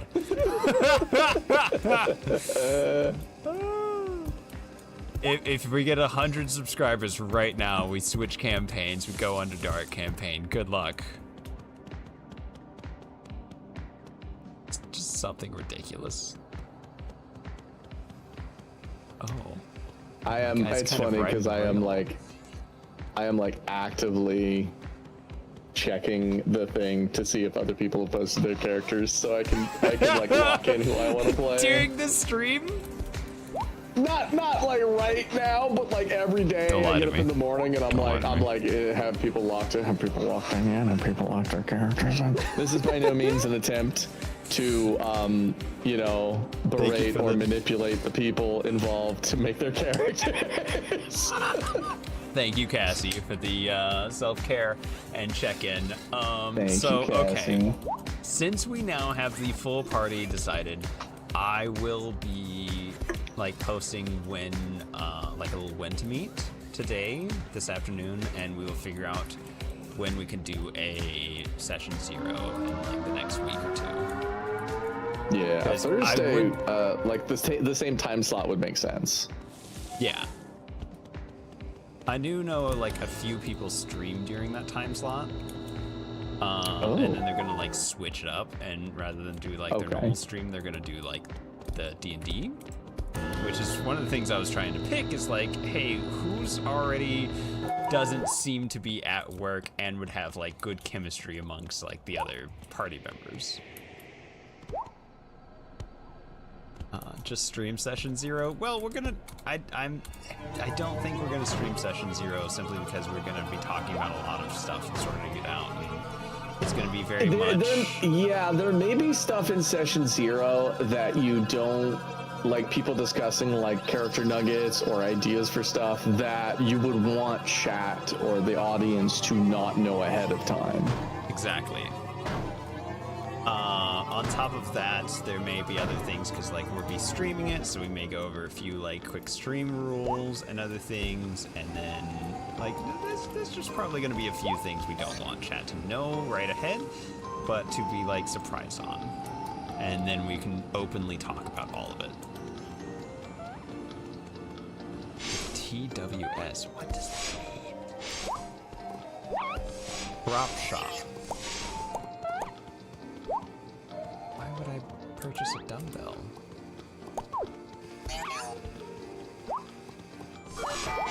I purchased a dumbbell. Don't know why I did this. What's the point? I like you were like, why would I do that? And then you did it, and then the shopkeeper's like, oh my god, I can't believe this idiot bought one. Okay, gotta get my gains in. Oh, okay. Where are you leading me? Where are we going, boy? Where are we? Ah! I've died.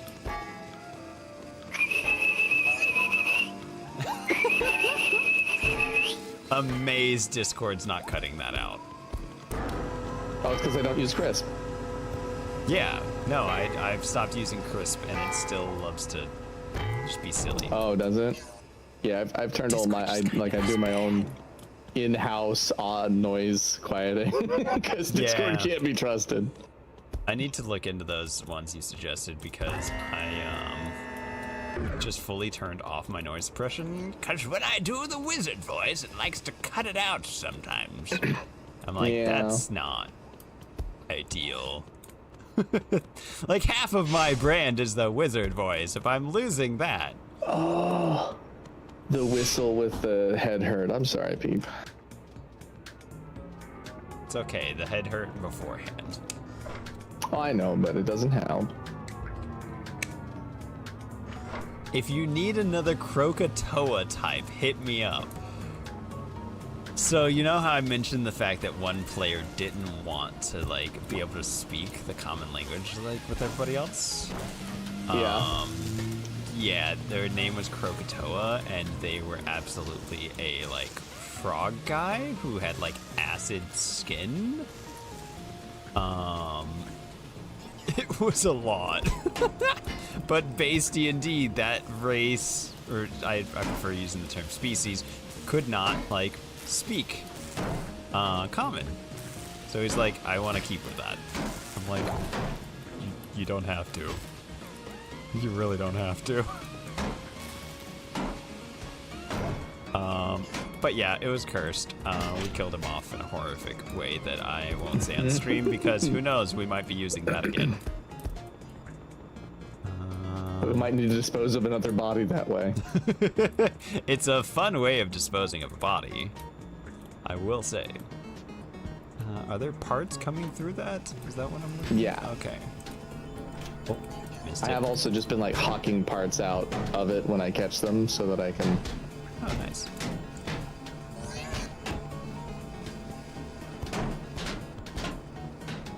Huck 2 of those parts, man. You got it. I hucked 3 or 4 of them. Oh, that's good. That's good. There's like gunk on it. Maybe we need to. Oh, I think this is gunk water hose. Yeah. Can you degunk the other one too? Yeah. I'll get the gas.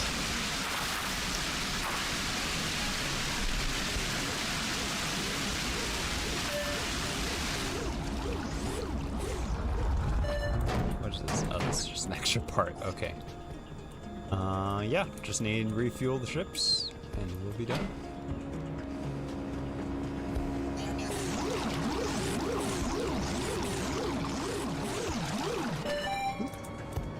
Okay. Oh, Done you it. missed gunk. I already fueled that ship. Yeah. Fine. I'll just gunk blast. I got them both. Man, we had Weird. cool characters. Yeah, you guys had fantastic characters. I can't wait to see the new characters too. Like, oh, it's just gonna be so good. I will be relieved when we actually start because then I won't have to like restrain myself from talking about the character. I know. That is definitely like one of the different. I've never streamed D&D, so like it is a whole new beast to kind of be like, hey, we can't talk about this on stream and stuff like that now. Thanks. I don't know which of these is needed, but I'm just hucking pieces. Oh dang, that was what I we need did, 2 maybe. engines.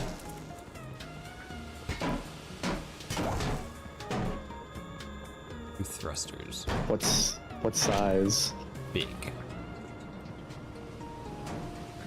Oh, and a small one. Okay, yeah, there's another big one over here. That's a wing, we need That's the that, wing. right? Yep. Yep. Oh, you got one, okay. I'll put this one on your. Nope, that's too big. Mine? I got I the think small it's a. thruster I for think this it's a one. third size. Nose cone. Nose cone.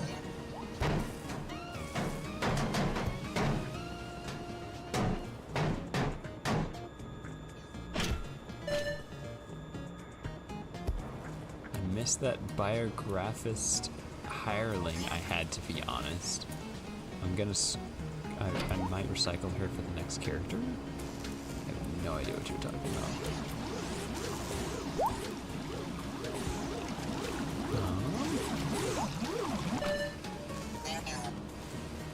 You gas up this big one, Oh yep. no. There's something still wrong with this ship. And I Yeah. can't tell because it's merged with the other one. Yep, that's why I'm trying to hurry up and get this one out. This is the first time I have seen this weird like ship on top of other ship problem. You know, it does its best. There's one part broken still. I can't tell which ship it's broken on. I think it's the front end of this, which is merged with this small one, so we can't. No!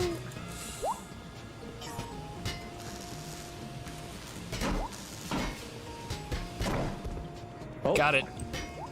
I broke something loose. Get the other part close. I don't know what it's even supposed to look like. is it this Maybe part? Is it this part? Yeah, I'm thinking. Yeah, Okay. okay. Need a little more gunk blasting. I'll gas it. Part near the front and the... No, I gassed it already. You guessed it. Okay, that's why it's not gone. Makes sense. Yeah, gunk on the back. Gunk on the front too. I just gotta figure out how to get in there. Yes, got it. Okay, what are we missing on this one? It Yeah! was just gunk. There was like a single piece of gunk. Oh, wow. Last second gunk blast. Woo! Go us. Oh, that was the most excited anyone ever has said. Last second gunk blast. Nope.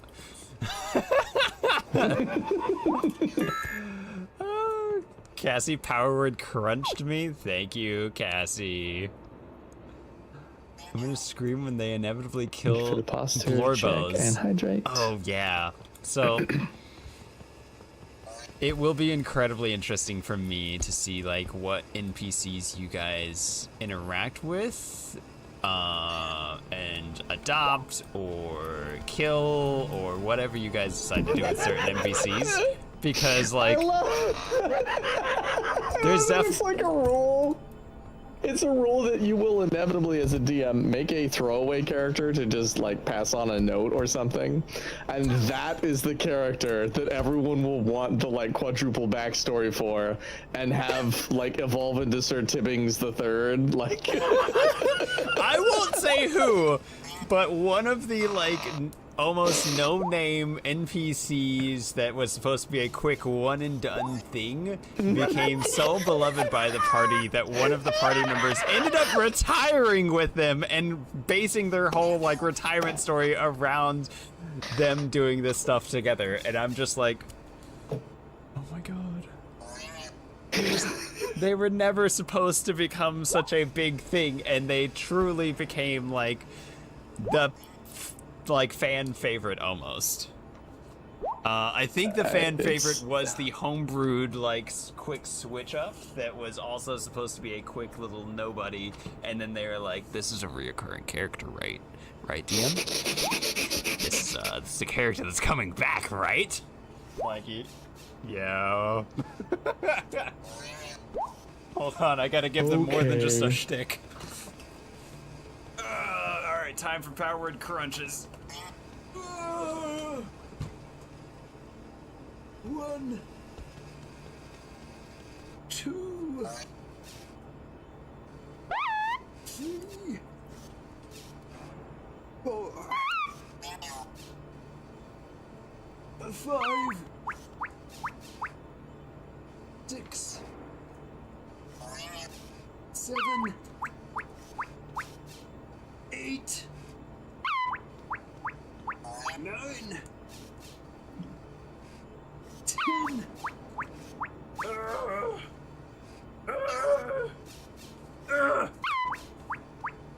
Okay. I'm good.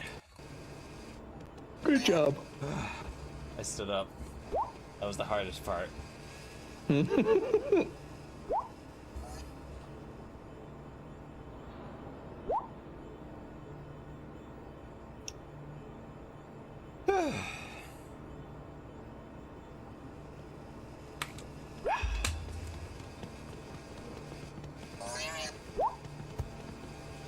All right. What are we thinking besides tumbling? So what time is it? I don't know how we're moving like this, but I'm amused by it. Are you even moving your character? Or is this just physics at this point? No, you got to be moving your character. Oh no! Flying up the wall for a second. I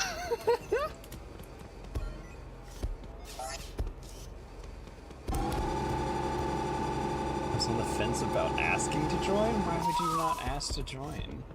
If you're available, then just join again, sucker. Sucker's the nicest thing I could call you on stream.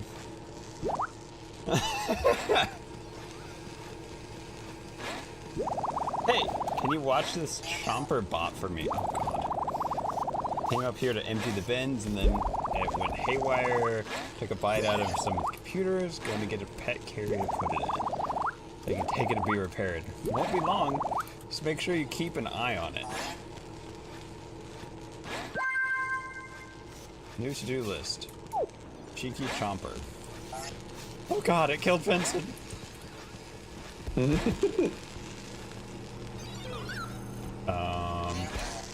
We actually just supposed to like sit up here and watch it? Watch what? The chomper. He just asked me to watch the chomper while he goes to get a pet carrier.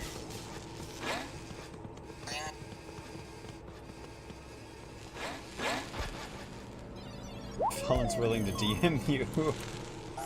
Uh-oh. Oh, no, he's just back. I'm back. What? The robot's gone! But I told you to watch it! Wait, weren't we? Did we both bounce away and... Oh. Take this pet carrier, use it to catch it. Go on, this is your mess. This is not my mess, excuse me?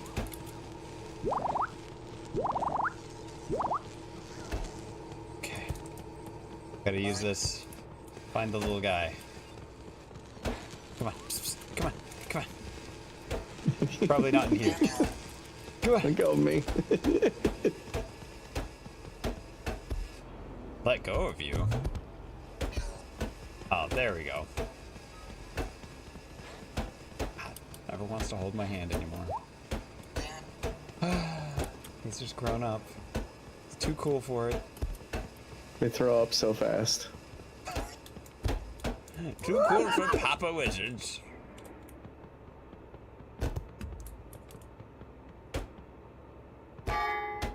I found him. I do not know how the hell we're gonna get to him, but I found him. Good job. He's up on took me top a of the lot shelves longer. there. Oh, have you already done this? Yeah, it wouldn't even load this stuff for me. So you're like, do we just watch him? And I'm like, this. You have a different cutscene than I do. Okay, there's definitely like. It's actually. I can't climb this. I do like that it runs the quests per person, so that like I can still try to help you, but like I can't. If I have done it, it doesn't stop you from doing it. Yeah, I appreciate that. It would be, I've definitely seen a couple games that do that, where it's like, oh, sorry, your buddy already did the thing, and it's just like, well, it's fucking lame. Peep. Peep, don't get sick. Don't be sick, Peep. Might have caught something, I feel awful. Have to catch these hands. Hiya! Significant other. I'm not feeling good. I'll beat your ass.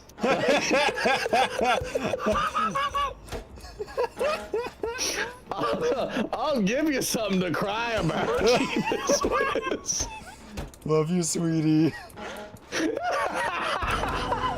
I'm kidding. Don't actually beat my ass. That maneuver. I will say the like rudest, most heinous thing, and then be like, "Love you."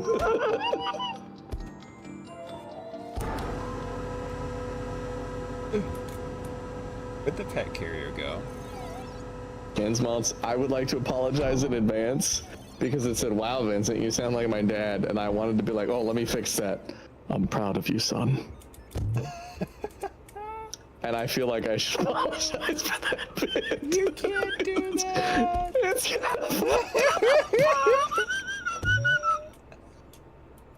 Oh no. No. It's okay. He's dead. You can do whatever. Wow. Way to pull the dead dad card again. Wow. Oh, he is? Well, guess what? In that case, my dad can kick your dad's ass, since they probably went to the same place. No. Oh my god. I bet you weren't expecting the Uno reversal.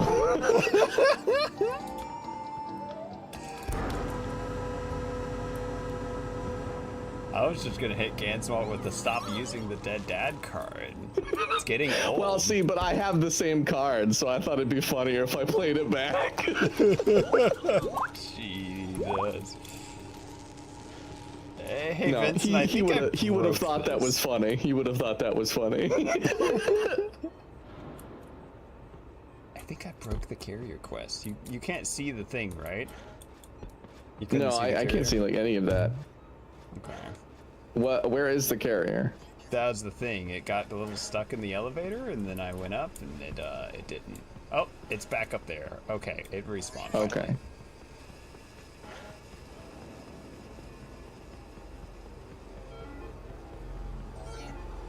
I've got a deck of one thing, and it's dead dad cards, to quote Yu-Gi-Oh! My grandpa's deck has no bad cards. This deck has no bad cards.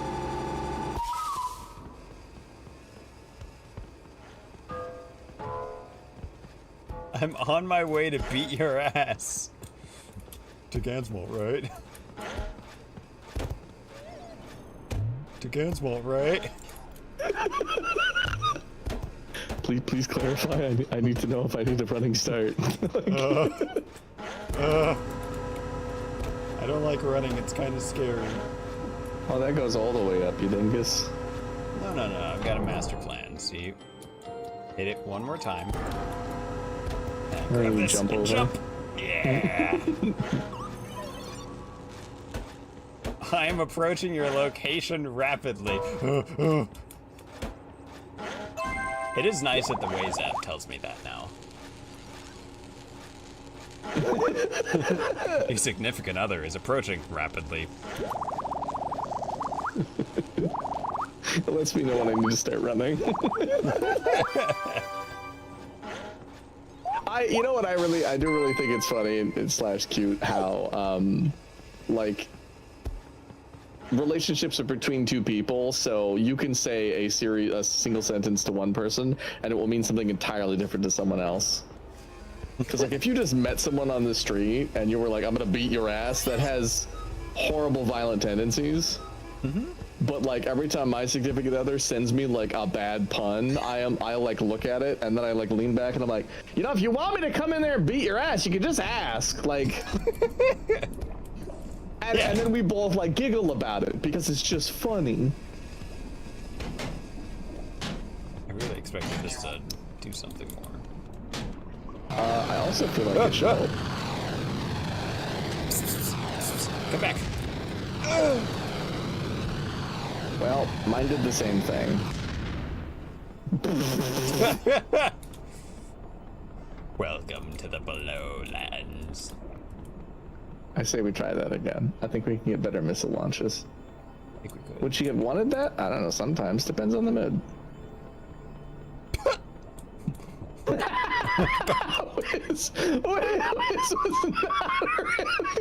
I usually play so nice in Wiz's chat that when I don't, when my filter slips, he was like,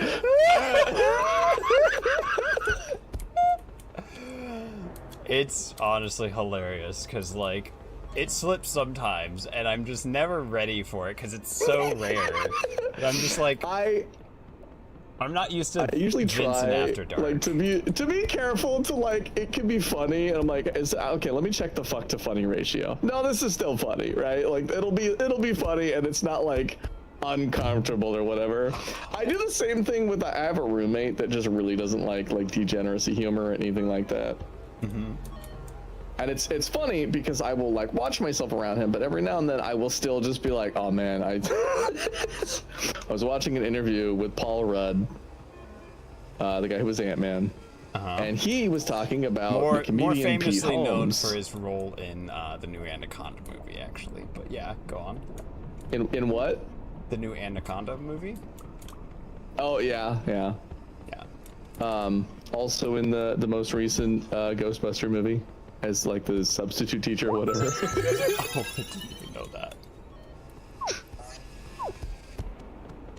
But and there's a bit Pete Holmes does, and I will actually filter the bit slightly. But the whole bit is him just screaming that he wants to buy something that is wildly inappropriate and then shushing the audience so he can finish the bit. Because they're like losing their minds. And he just says, I want to buy, and he starts describing it in great detail, and it's a adult product, and he just says that for like 5 minutes, and then he starts laughing, and then he says, enjoy the Instagram ads. That's funny. And then it cuts back to like Paul Rudd being like, that's a hilarious bit that you just their algorithm for them on behalf of all the devices listening in the room. And I'm like, that is a really funny bit. And so I told my roommate that, and I just start screaming what he's screaming, and we're in our living room and he still looks around uncomfortably. Like, understandably. So I filter myself, but I'm like, at the same time, like, it's funny because people forget I am a part of the problem. I am normally the G-Gen problem. So proud of you. I am part of the problem. See, this is why the improv group has a, like, keep it PG-13. You're allowed one cuss. You're one cuss word amongst the entire group. You wanna know what's funny? Is that I did improv for, like, 2 years, right? Like, it was a small group, but we did, like, shows. I did it for, like, 2 to 3 years. It was a Christian improv group. Oh. And let me tell you, as someone that was more spiritual than religious at that point, there were several moments where I was like, I have used 100% of my filter in the last 5 minutes.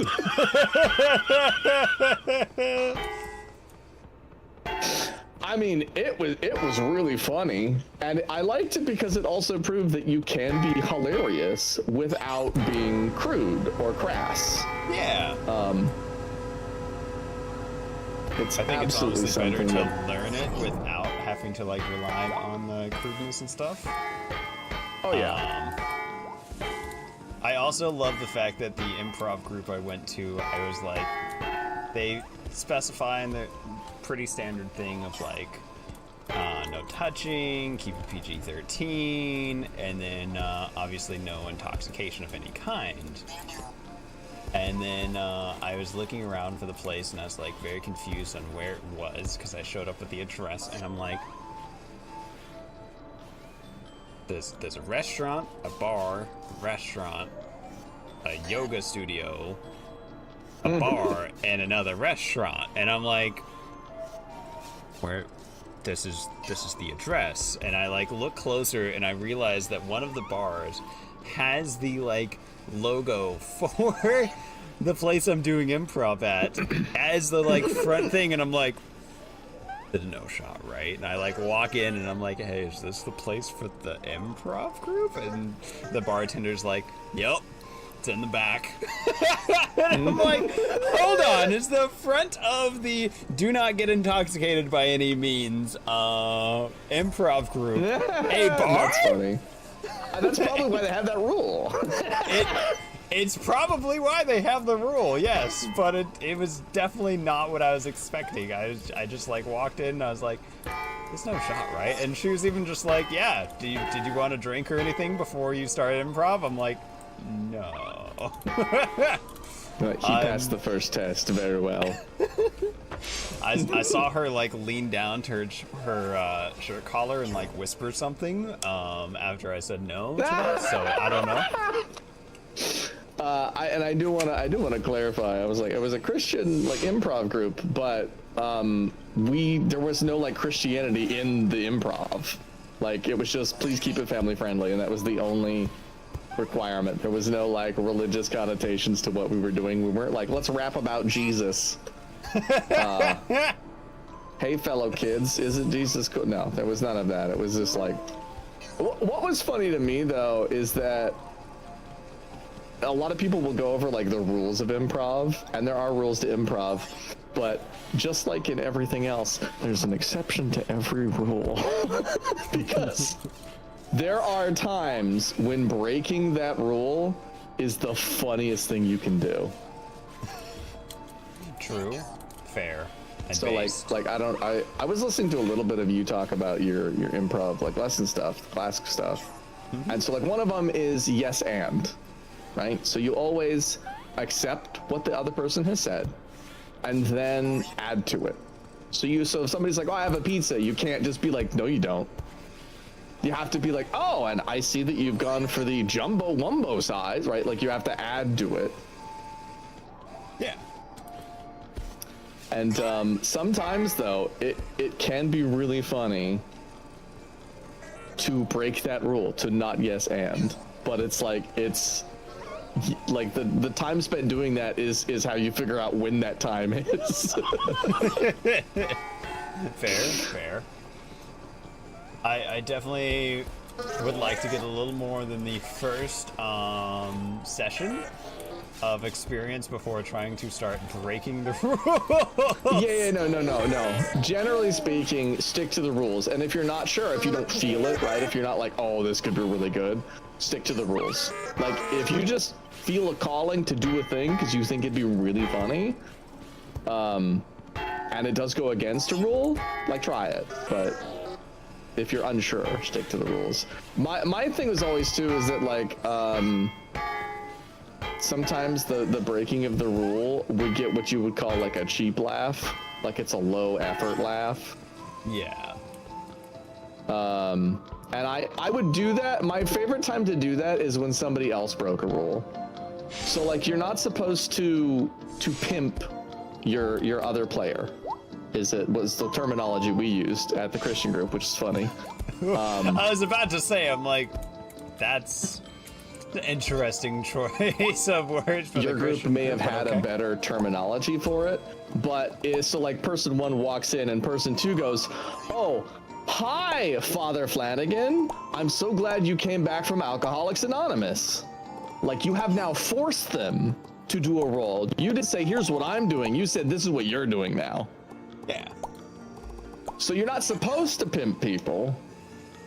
But if somebody pimped me, if somebody like locked me into a situation, I would break like the rule of not acknowledging the audience, which is a small rule.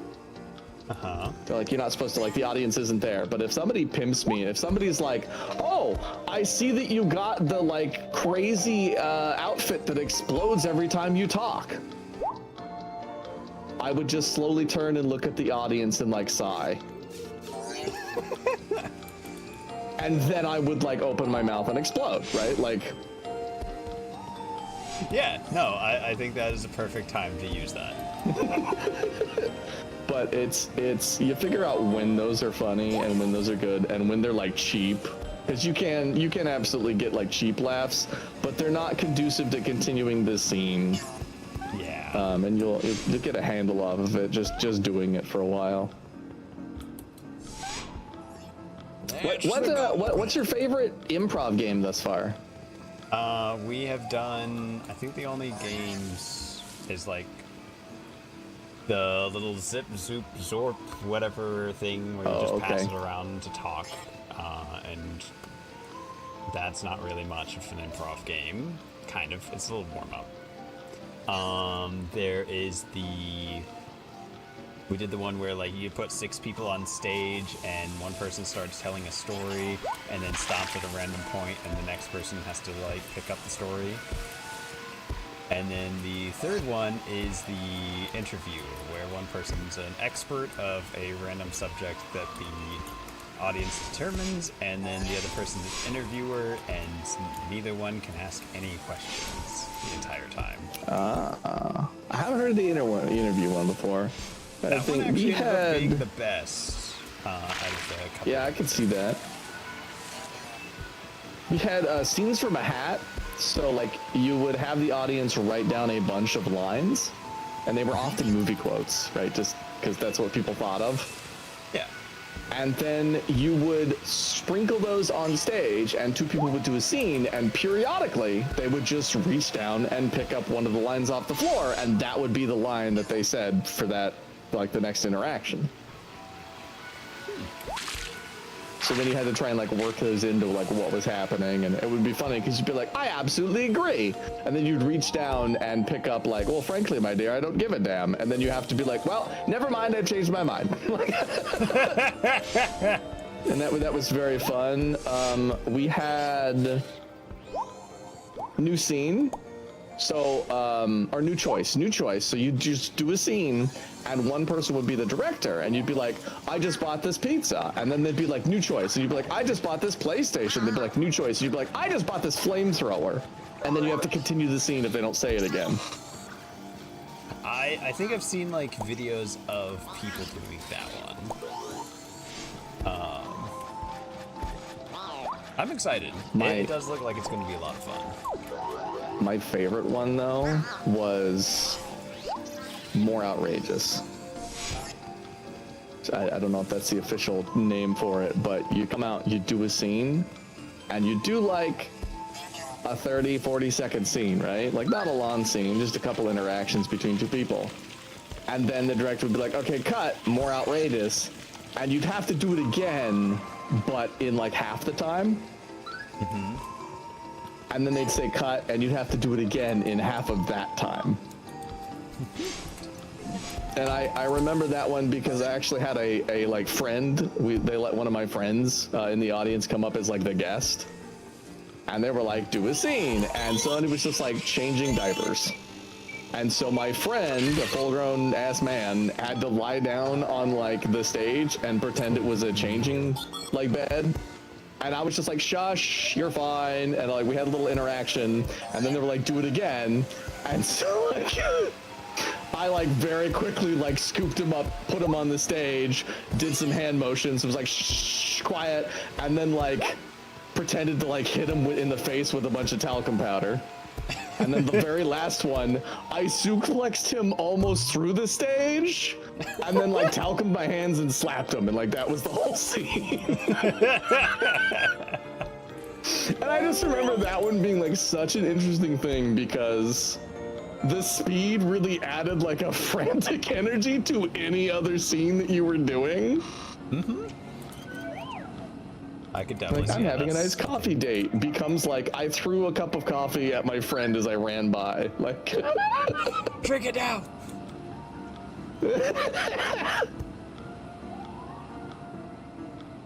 That's good. I like it, bro. I'm excited for D&D because that's improv basically. Yeah, that's one of the big reasons I am trying to get better at it. Is so I can like be a better DM and just like keep rolling with the RP a bit better and yeah. And then I also figured it'll help with stream. It might, yeah. I'm just like I've done 3 years. I'm still sucking at streaming. No, stop discouraging me. I don't want to be Vincent level. Don't tell me. Don't tell me.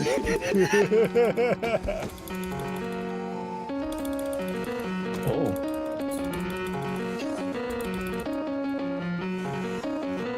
This is the rest of stream, everybody. I hope you like it. We still got 3 hours left. No, we do not. I mean, yes, and we have to do it while on fire. On fire IRL. You're just gonna have to trust me. We can double check on Vincent though. People Make sure he's not confirm. a liar.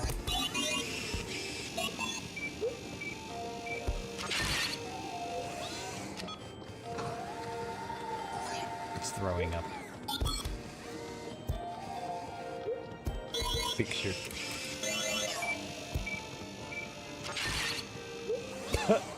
Great picture. Picture of a picture. Picture of the back of a picture frame. It's all I've ever wanted. It's gorgeous. Stacy Succotash.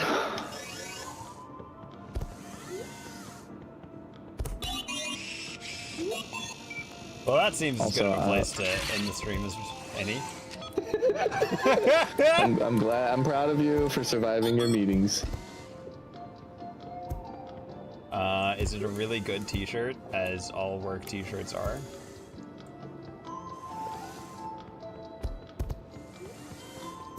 I actually like when my job gives out t-shirts because it's just like one more t-shirt that job is going to destroy that I don't care about.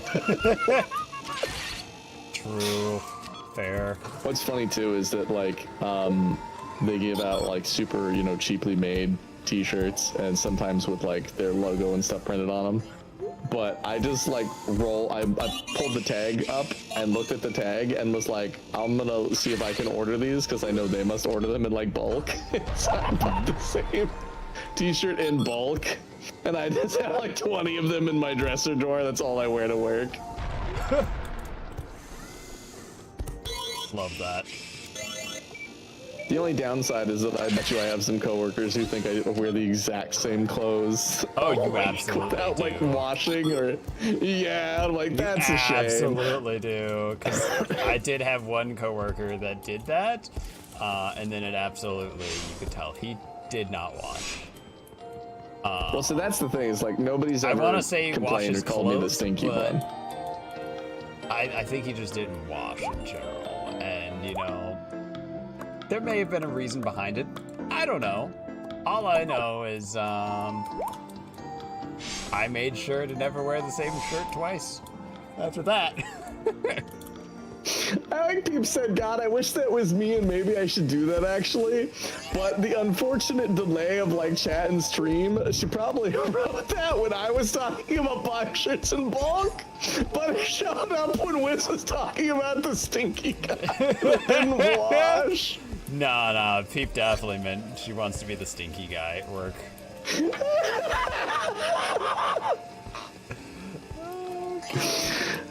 Your significant other is approaching your location rapidly. The smellometer is going off. He doubles down. we just hear peep on the mic like, if you want me to beat your ass, you can just ask. Hey, that's a callback. Ah!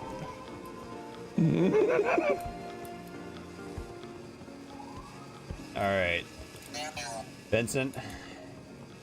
I'm calling it. We're calling it. I've had a blast. Thank you so much for coming to my Vince Vom about D&D. Hey, I'm always here for the Vince bombs, even if they're about D&D. I By the way, I hate D&D peeps. We need to I lock am in our looking- characters so I can finally talk about them. My plan right now is sometime probably early February. We're gonna start up the actual campaign itself. Nice. But yeah, we'll have a session 0 and get everything else sorted, and that should give us enough time. And yeah, we'll discuss more of that off stream. Yeah. Oh, and I am on board. Wow. He's just fuck gravity. I am on board for like I've only played a couple of times, but when I played, I was like, my mission was to make sure that everyone got good chances to shine. Oh yeah, I don't think that'll be a problem with this group, because I don't think it will either. I'm just there'll be saying, plenty like, of opportunities based on the different characters you guys make. There will be Yeah. clear opportunities for like this person could really shine in this instance, and I will try and kind of flavor the campaign and pick what stuff we're doing based on.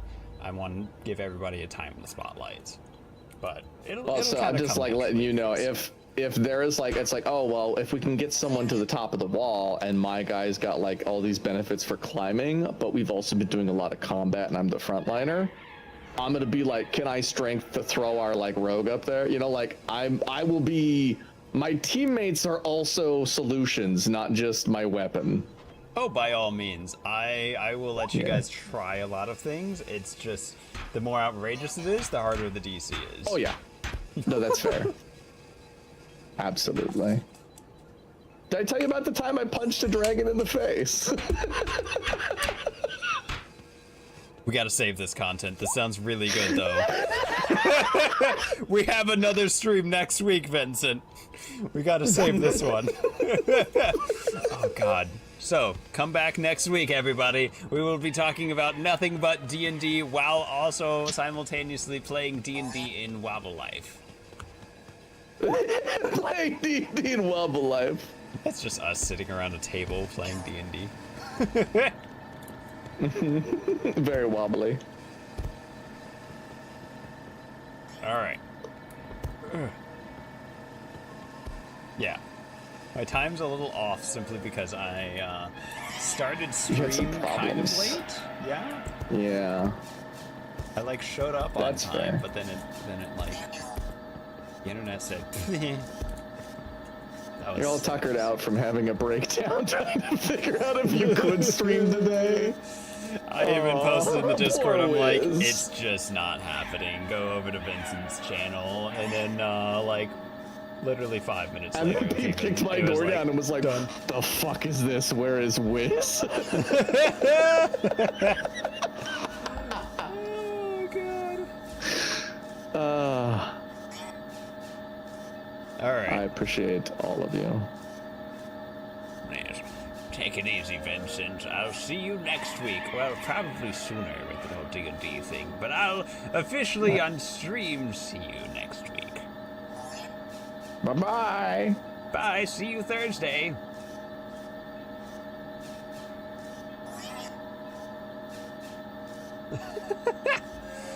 All right. Not gonna elaborate on that one. Well, Wizards, that will do it for us for today. Thank you all for coming on by. Hope you've had a grand time. This has been a lot of fun, and I'm glad we were able to stream today. I got quite worried. Yes, please keep an eye out on the Discord. I will let everybody know more details as they come. We will do the big announcement on Sunday before stream.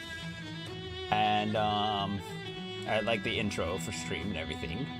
And yes, it should be very good. Actually, no, let's make that Saturday because we don't have too much of an intro before D&D. So we will talk about it Saturday. So, please feel free to swing on by. I will also post stuff in the Discord with some more information and everything. We have our full cast picked. Everybody's ready to go. I'm very excited for our Icewind Dale's campaign. So, take it easy, everybody. I'll see you tomorrow for some Dungeons & Dragons Baldur's Gate 3 edition. Yes. We will be raiding out real quick. I'll set that up. And don't forget, everybody. Go eat something tasty, do something fun, relax, you've worked hard enough for today. And until next time we meet, my friends, stay magical. I love you, Derby.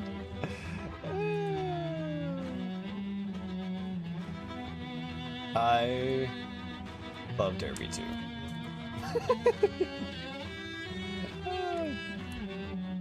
So, let's see. I just heard something explode in the game. Who should we raid on out to today? Let's see.